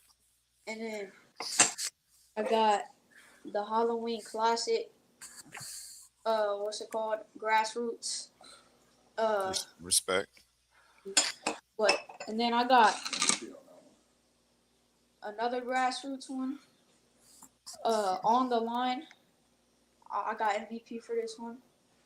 Oh, so you participate in a lot of the grassroots circus down there on your side of town. I see. And then What's up? we went to Vegas, played in the Hoop Stereo tournament. We won that one. And then I got this trophy. That's your first ever This is my first ever trophy for AAU. for AAU, and I forgot what tournament I was in. I was like 7. Oh I, man, that's awesome. Yeah, you're gonna gotta keep that one forever. yeah, When you become grown up and get your own house, that needs to be behind glass. So when you have kids, they don't touch it. yep, You see, when I grew up in my house, we had stuff that we weren't allowed to touch, and if we did, we were getting a whooping. So when you grow up and have your own kids, that need to be behind the glass. Um, and that's gonna be one of the things in your house that they're not allowed to touch, yeah, or you're gonna go upside their head. Just didn't I tell you not to touch my trophy? Then your mom gonna be like, "Don't be hitting my grandbaby like that." Y'all gonna have that conversation. All right, so let's get into your photo portion of your show and tell, and we almost there. But but, but as you know, we did a contest, on our 100th episode. Sorry, my headphones is broke, man. I gotta get them. My other ones didn't work, so I gotta stick with these until I get to the office tomorrow, and I swap them out with my other ones. Um, but we did a photo contest where we voted on our 100th episode. So this here is from our guy Tate Medina. He actually won our first photo contest, and this is the photo he sent in. So, what are your thoughts on this one? That's pretty tough. I like the gloves. The helmet. I like the red. Yeah, that's tough. But I think you can top that one, right? Yeah, for sure. You can top that one. But here's some of the ones that we have coming up. We're doing this again on our 200th episode. We're gonna narrow it down to our top 10. All right. So as we go, some gonna drop off, some gonna stay on. But I'm gonna have you vote 1 to 10. 10 meaning that it will be crazy if we don't put this photo in our 200th episode, and 1 means that we need to burn that photo and not show it on the internet ever again, or we need to get arrested. All right, so here's the first one on the scale of 1 to 10. I'm clipping the wrong thing. What do you? This is from our football player we just had on, Mr. Landon D1 Landon Avery. But on this one, what do you rank it 1 to 10? I'll rank it a solid 7. Solid 7. 7's pretty all right. So you feel like it should be on our 200th episode to be voted on? Yeah. All right. This guy you might know. He's a grade over you. He plays out there on the West Coast, Mr. Carter Penn. He sent us this from the CP3 middle school combine. What do you rate this on a 1 out of 10? That's a solid 8. An 8? So you definitely say we should have this on there. Yeah. All right. And this is one of our Florida guys. He plays in your age group. So one day you might be laced up across from him. I'll tell you what, this guy's tough just like you. This is Mr. Parker Floyd. And what do you rate this picture as 1 out of 10? That's a 6. Why you rate it so low? What's wrong with it? What's wrong with it? You gotta tell me what's wrong with it, bro. Why you rate it so low, bro? The background kind of like throws it off. It's like I don't know. It just doesn't give me the same vibes as the other ones. Oh, you're not a fan of you're not a fan of the blurry backgrounds that make it look like he's flying at 100 miles an hour. Nah. All right. And what about this next one? This is from Tice Hamill on the 8th graders that we had on here. Well, before you go, I know this picture plays a trick on your brain. Which color shoes is his? The Let me see pink. if you. Yeah, you got it, boy. You got a good eye. I mean, that's that point guard vision right there. You're absolutely right. Because if you look at it, it's hard to tell which legs belong to who. All right, so 1 out of 10. Where do you rate it? I'll rate it a 5. Oh, move on to the next one. All right, what about this one? I'll rate it a 6.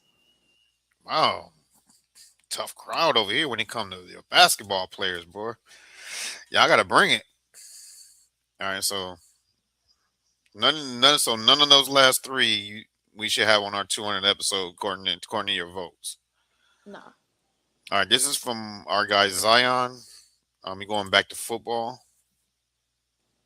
So what do you? I like the black and yellow on this one. I like the black and yellow on the. Oh, let me stop. I can't sway your vote. So what do you vote this 1 out of 10? I'll rate that one a 7. 7. Like a 7.5. Yeah. So it's like on the fence. We should have it on there, but we might have something better. Is what you're saying? Yeah. Alrighty. Dang, I didn't know we had this many. Jeez Louise. All right. So what about this one?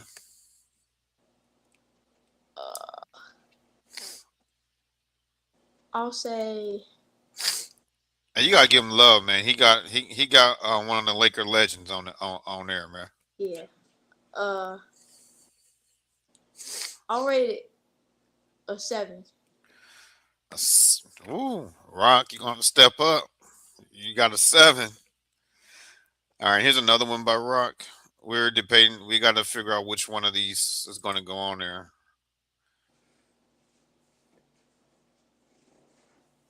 You tough, man. That's an 8. Put all the rings in it. That's tough. That's an 8. Yeah. So you give this you rate this one higher than this one? Yeah. Zay, I ain't gonna interrupt your interview, man. You gotta get a kid. You gotta get a kid right there with the rings, man. You gotta give him a 9, man. That's a good photo, man. Look at all the rings he got, bro. Yeah, he putting in work. You gotta give, man. Come on, man. That dude's younger than you, man. He's just turned 9 years old. I think I like how unique it was. He mimicked Kareem and Jordan, but I'm not. My job not to sway your vote. Rock's in a lot of good ones, but these are the best ones. What about this one? I'll rate that a 9. Oh, you get this one a 9. You all about that action. I see. You like that action. You like these action photos. So I mean, you really gonna like this one with the bat on fire. Not really. Oh, I guess I don't know you as much as I thought I did. All right, moving on. All right, what about this one? A 8. All right. Before you go,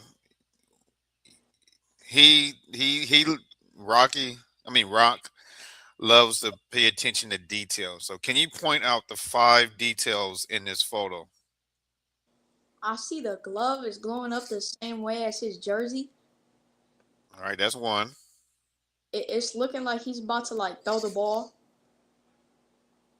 Yeah, you're on the right track with the ball.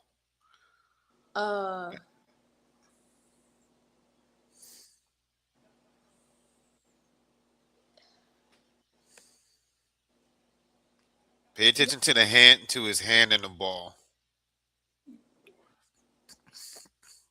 What does it look like? What does it look like? Like he's about to throw it. No, man, you don't see his arm. It's like his hand is floating in the midair. Oh. That's what he pointed out. It's like the way they took the picture, like his hand is floating in midair. All right, then. All right, that's 2. The third one is his hair. I'll give you a hint. Cause this one I didn't even find. He told me about it. Look at the back of his hat where his hair is supposed to be. Oh. It looks like You see it. You just don't. You see it. You just don't know how to explain it. You see it. It kind of look like his hair is on fire. Yeah. Without burning. All right. Let's see. Okay, let me see what the last one. Look at his glove hand. Was the arm? His arm. His glove arm. You see the last one. What was the last detail? It's on. I'll give you a hint. It's on his sleeve. He has a number on there. Yeah, you found it. Yes, it's number. The number 2. Yeah. So that, yeah, that kid was all in the detail with his photos. All right, so and then here's another one he took. That's that's that's a that's a 9. Dang, it's gonna be hard to pick one for him. All right, and this one was from uh Mateo Sanchez, who we hit his head on here. No, I'm not Sergio. I look, Serge. Don't come at me, man. I said your name 100% way off, bro. I just called you a different person. This is our guy, Serge, who actually plays soccer up here, up in Orlando City. So That's what a do you that's a 8. 8? All right, dang, we got a lot. Me and Carlos got narrowed this down, and this is another one, black and white. Another 8. All right, and last but not least,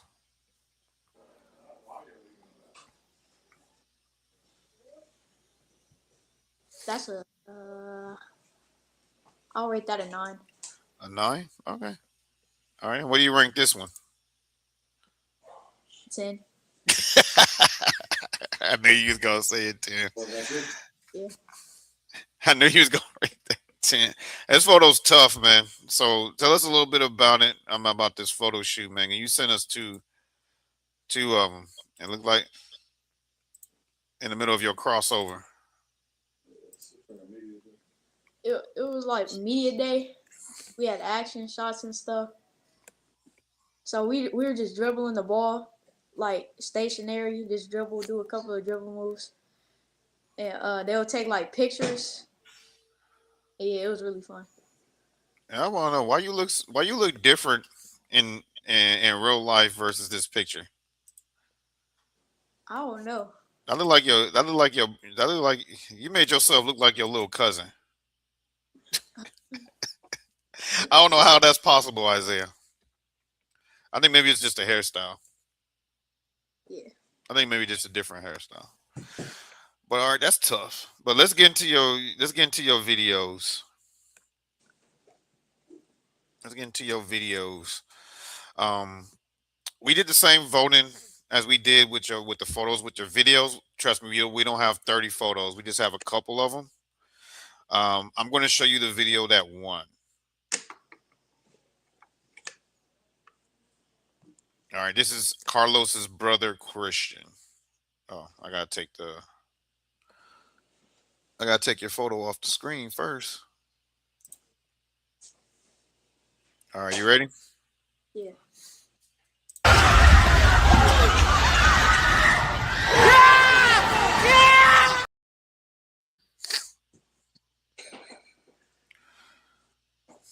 Nice. So that was the game winner that won. That made zero sense, right? No. What I just said. That made 0 sense. That was the game winner that won. That made 0 sense, right? Bro, that was the game winner that won. You're like, no kidding. That's why it's called a game winner. But that video won the video contest. That was the short version. I'm gonna show you what actually happened in that situation, so you can actually see what happened in that sequence. All right.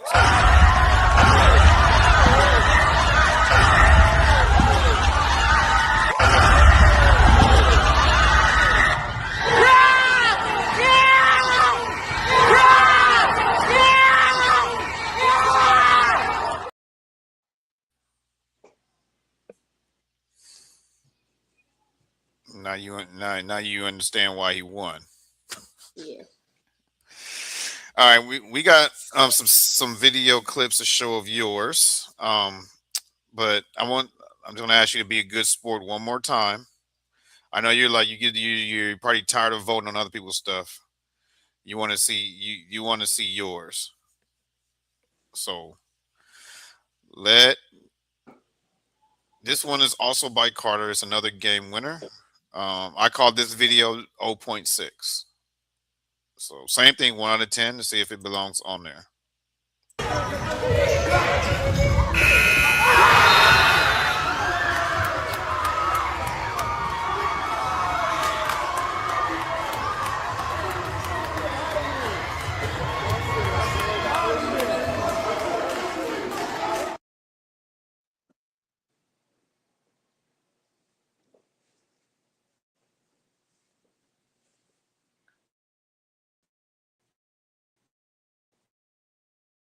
I'll 8. Okay. Solid, not bad. All right. This is so I'm gonna show you this is another one that we voted on. This is from DJ Adams. I'm gonna let you I'm gonna give no context. I'm gonna let you see it. Daddy.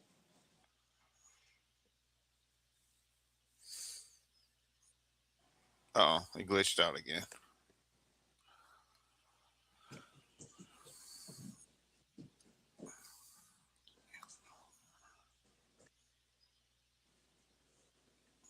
Were you able to see it?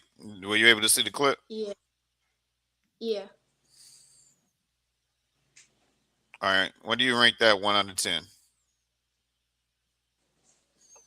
That's a 7. Not bad.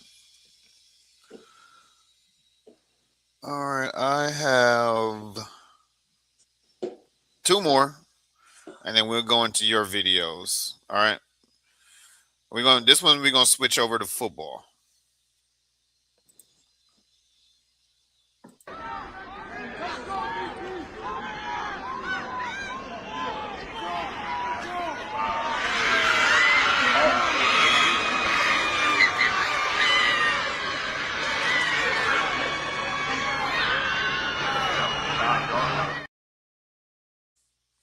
And don't mind them in the comments. Those are my players in the comments. Those are my players in the comments. Probably wondering why I'm doing a live video when we got a game later. But they were trying to get on through your interview. All right, 1 out of 10. What do you rank that catch? I'll rank it a solid 8. My man said solid 8. All right, last one. We pivoting to baseball. This is our guy Rocky. You know, the one with the broken bat that you like. You know, with the one that had the 6 rings picture. This is him. All right. Do it, the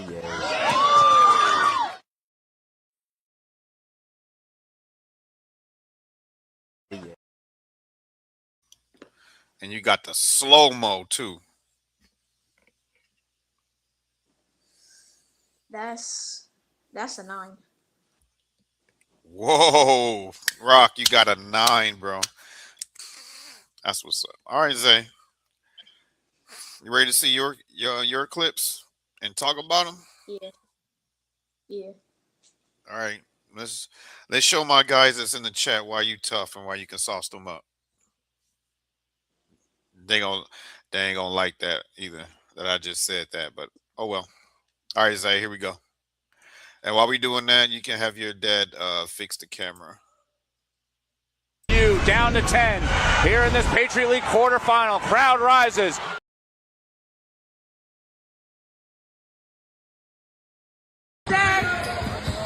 Yep. Yep. Woo! Yazzie. Yazzie. Yazzie.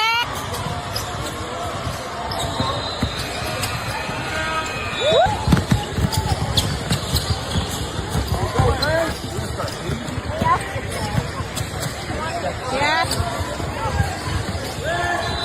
Yeah. Work that.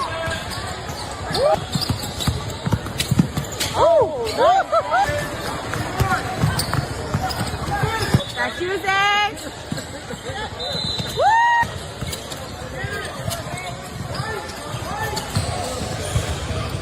Knock it down, Zay. There we go. Jose, take it. Yes, Dave. Yeah.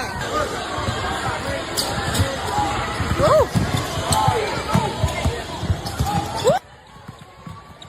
Nice.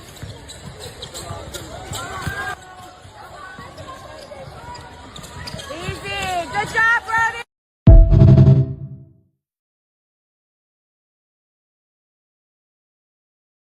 All right, that was tough. That was tough. That was tough. Y'all still need to fix the camera? Can you see him or no? Nah, he's still black. Man, that's weird. All right, I'm gonna go on and come back in real quick. All right. All right, while he fixes his camera, what do y'all guys say in the audience? What do y'all think? Rate 1 out of 10 out of Zay's video clip that we just saw. Yeah, Kaysen, we better win today. And no, I didn't let Nico in because Nico don't know how to behave. I'll let him on next time when I have an older guest.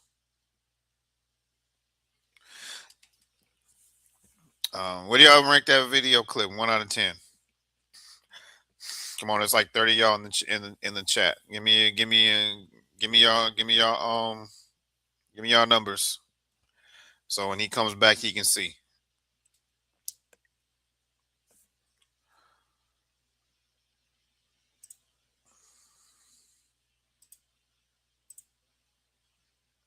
And same thing on Instagram. Give me y'all votes. 1 out of 10. Come on, y'all. Boo. Boo. Don't be shy, y'all. Boo. Come on. Vote it up.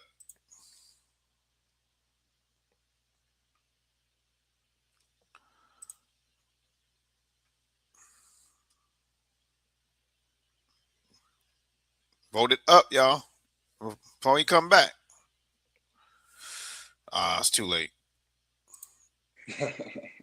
Man, I was trying to get your audience to vote on your highlight clip, man. They acting all scared and stuff in the chat.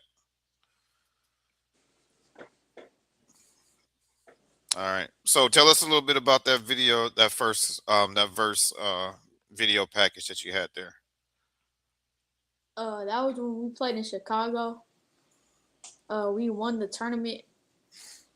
We played our age group, but we have an LA and IE team. So we made it to the championship, but they didn't want to play. So we had to find like another 12U team that wanted to play us, and so we played them in the championship. Then we won it all. So you got a team in LA and you got a team up north in the IE. Yeah. Same organization, and they didn't want to play y'all. Nah. Man, what they doing with them duck and smoke? I don't know. Y'all better than them. Y'all better than them, ain't y'all? Yeah. And they knew they was gonna lose. Yeah. Man, y'all guys, man, I'm gonna leave that alone. Let's go on to the next one. I'm just gonna go on to the next clip.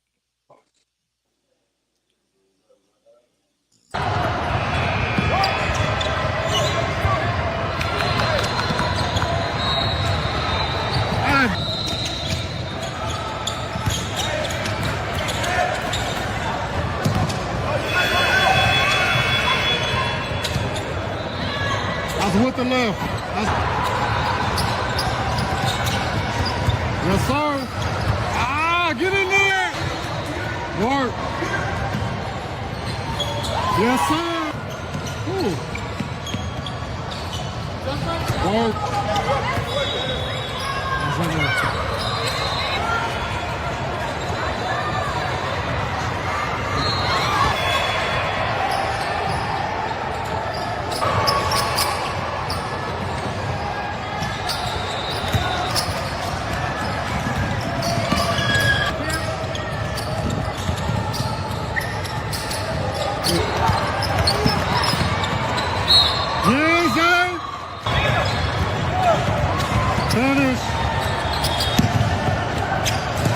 job, Zay.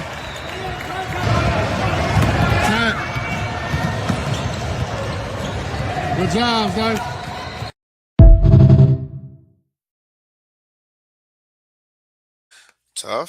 Tough. All right, one of the comments you got on the Instagram chat by my man Boogie gave you a package of 7.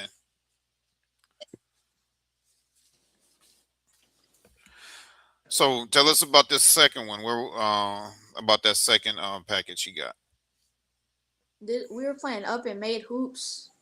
This was the first session of the circuit. We went 3-0 in that circuit, and we were playing up. Oh, not bad. I always recommend playing up, man. Do that at least once when you get the chance, man. That'll help with your development. All right, y'all got one more video package left. You ready to see it? Yeah. All right, let's get it. Let's go.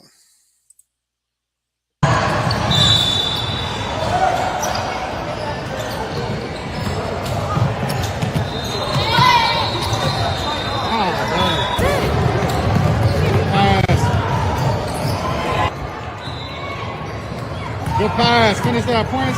Yes, sir. Look in. There you go. Go, Zay. You gotta go. Hit it. Out of there. Yep. Good pass, boy. Good no look, boy. Good pass. Hit it, A. Hit it, A. Money.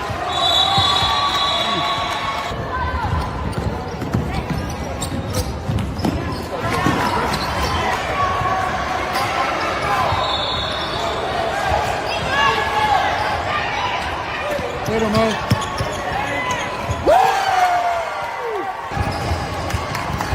Good pass.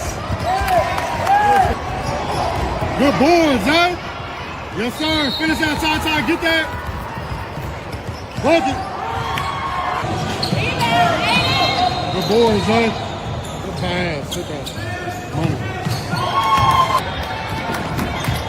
That's cool. Be smart. Nothing there. Oh, good pass. Shit. On the way. Hit it, on.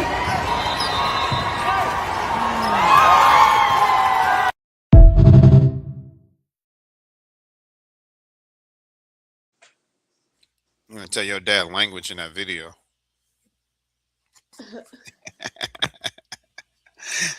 Nah, man. The video makes sense now when you told me your favorite move was that step back. Yeah. And then you are a legitimately rebounding guard because on those clips, majority of those clips, man, you were leading the way with the rebound. So, Mr. Boogie said on your last video was a 10, and on clip 3 was also a 10. So he gave you a 10 on your last 2. So go ahead and give Boogie a shout out, man, for showing you some love on your clips. Shout out Boogie. And shout out to you, Boogie, man. Thanks for the love you showing Isaiah on his clips. So let's talk about that last one. So give us the rundown on that one. That was our last tournament of the season. No, that was a clip of like from last season of all your assists. Bunch of different. All my assists from our last tournament, and like all the tournaments that we played in the season, that was all my assists. Yeah. So you just dropping dimes like that's just a thing to do, huh? So you saying that's what you do? Yeah. You get rebounds and you drop dimes, huh? Yep. All right, Isaiah. All right, we had a strong discussion at the beginning of the show. We did your Q&A. We did just show and tell. All right, what's left? What's left to talk about? Uh, Talk about some upcoming tournaments. oh yeah, I got some upcoming big tournaments. I got Chicago, Vegas, Coca-Cola Nationals. Yeah, some big tournaments. Which one are you going to? Which one? Which nationals you going to? Where at? Is it going to be the one in Vegas or is it going to be the one down here in Orlando? Which one? The Coca-Cola one It's out here. out here in California. Yeah, it's going to be on the west. Okay, you're on the west coast. Okay. Um, but there is a question that we normally ask all of our athletes. All right. What Yeah. and then what is your jersey number, and what was the story behind your number? My jersey number is number 8. I picked it because my birthday's on February 8th, and my favorite player of all time wears number 8, Kobe. Kobe. All right. And second question. All right. Are you a shoe head? Most hoopers are.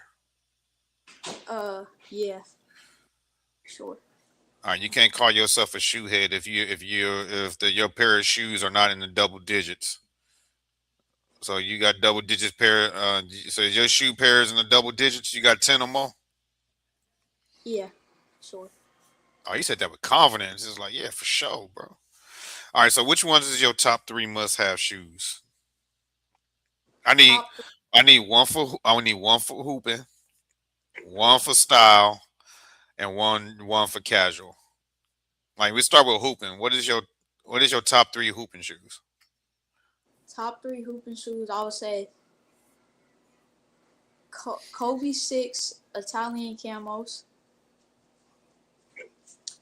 Kobe 6 white all-stars, Okay, sticking with and the Kobe's.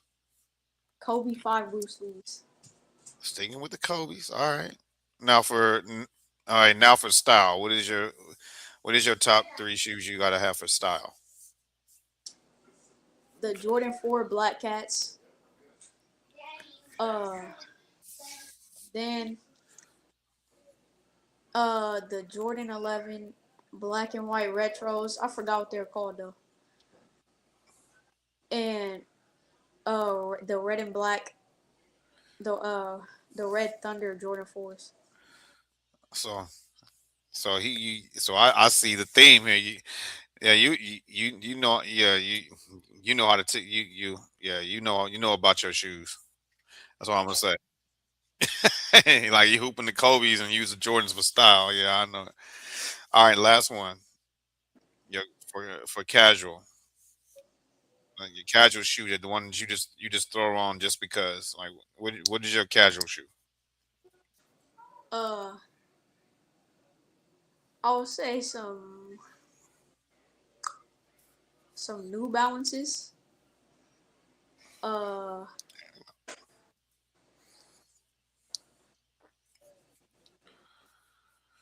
I'll wear some Yeezy slides and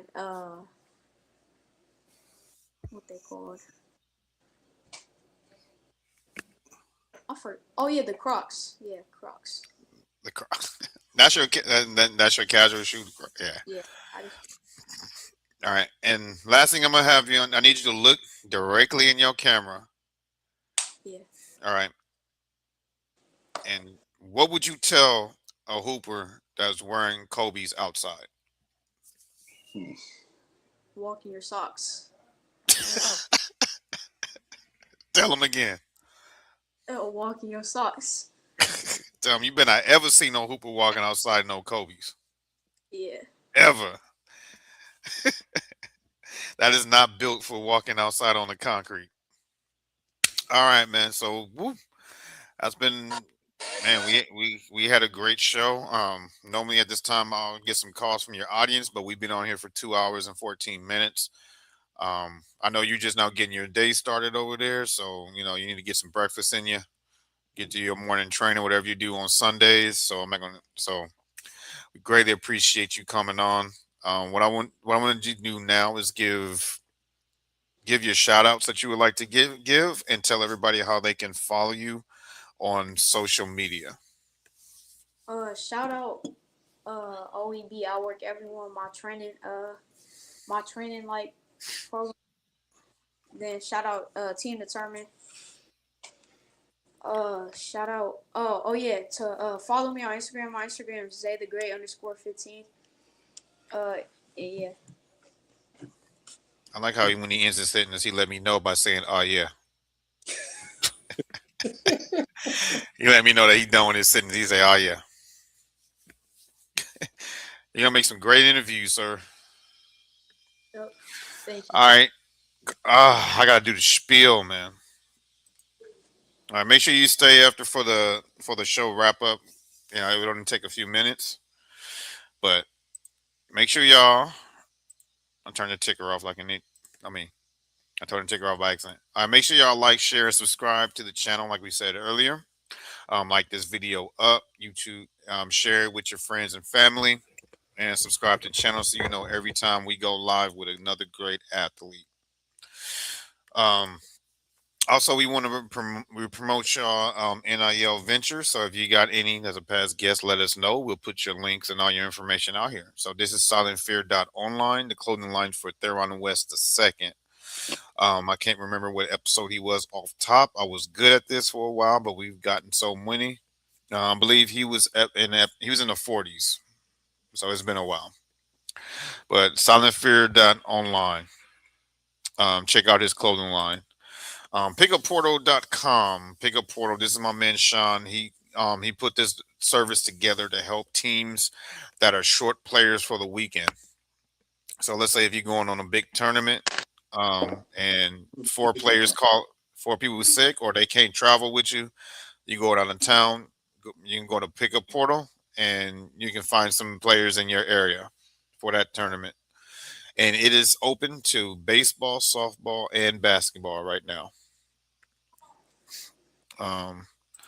Also want to give a shout out to my man Kason Velez, our first soccer player that we had on the podcast. That's his YouTube channel on YouTube at CV7Rocket. Check that out. Also, give a shout out to Remy Payne, the first actor that we've had on the show. That's his YouTube channel at Remy Game Football 5250. And your boy with the broken bat and the that you loved, you know, and Dad loved with the rings. This is Rocky's YouTube channel. This is, you follow him at Rockwell's Journey. And also make sure y'all check out the Lambo and Cash show. All right, check out the Lambo and Cash show at Lambo and Cash on YouTube and on Instagram. And if you want to, and also to donate to the channel, we donate through Zelle, not Cash App, at 954-664-8962. Your donations help keep the channel growing. Carlos was right. We need to record that. That is a long spiel. I apologize, Carlos, for having you say that through every episode. I didn't realize how much you got to say until now. So we're going to put that on video. All right, Zay. You're my guy. I love you, brother. But we got to get the heck up out of here. All right, we're gonna do the wrap up, and we'll be good to go. All right, you good with that? All right, but first we gotta end the live. So let's do it, y'all. In 3, 2, 1. To be ready. Stay ready. All right, we out, y'all. Tune in later on today. We'll do an interview with Indiana's own Bryce Pave. Other than that, enjoy the rest of your Sunday.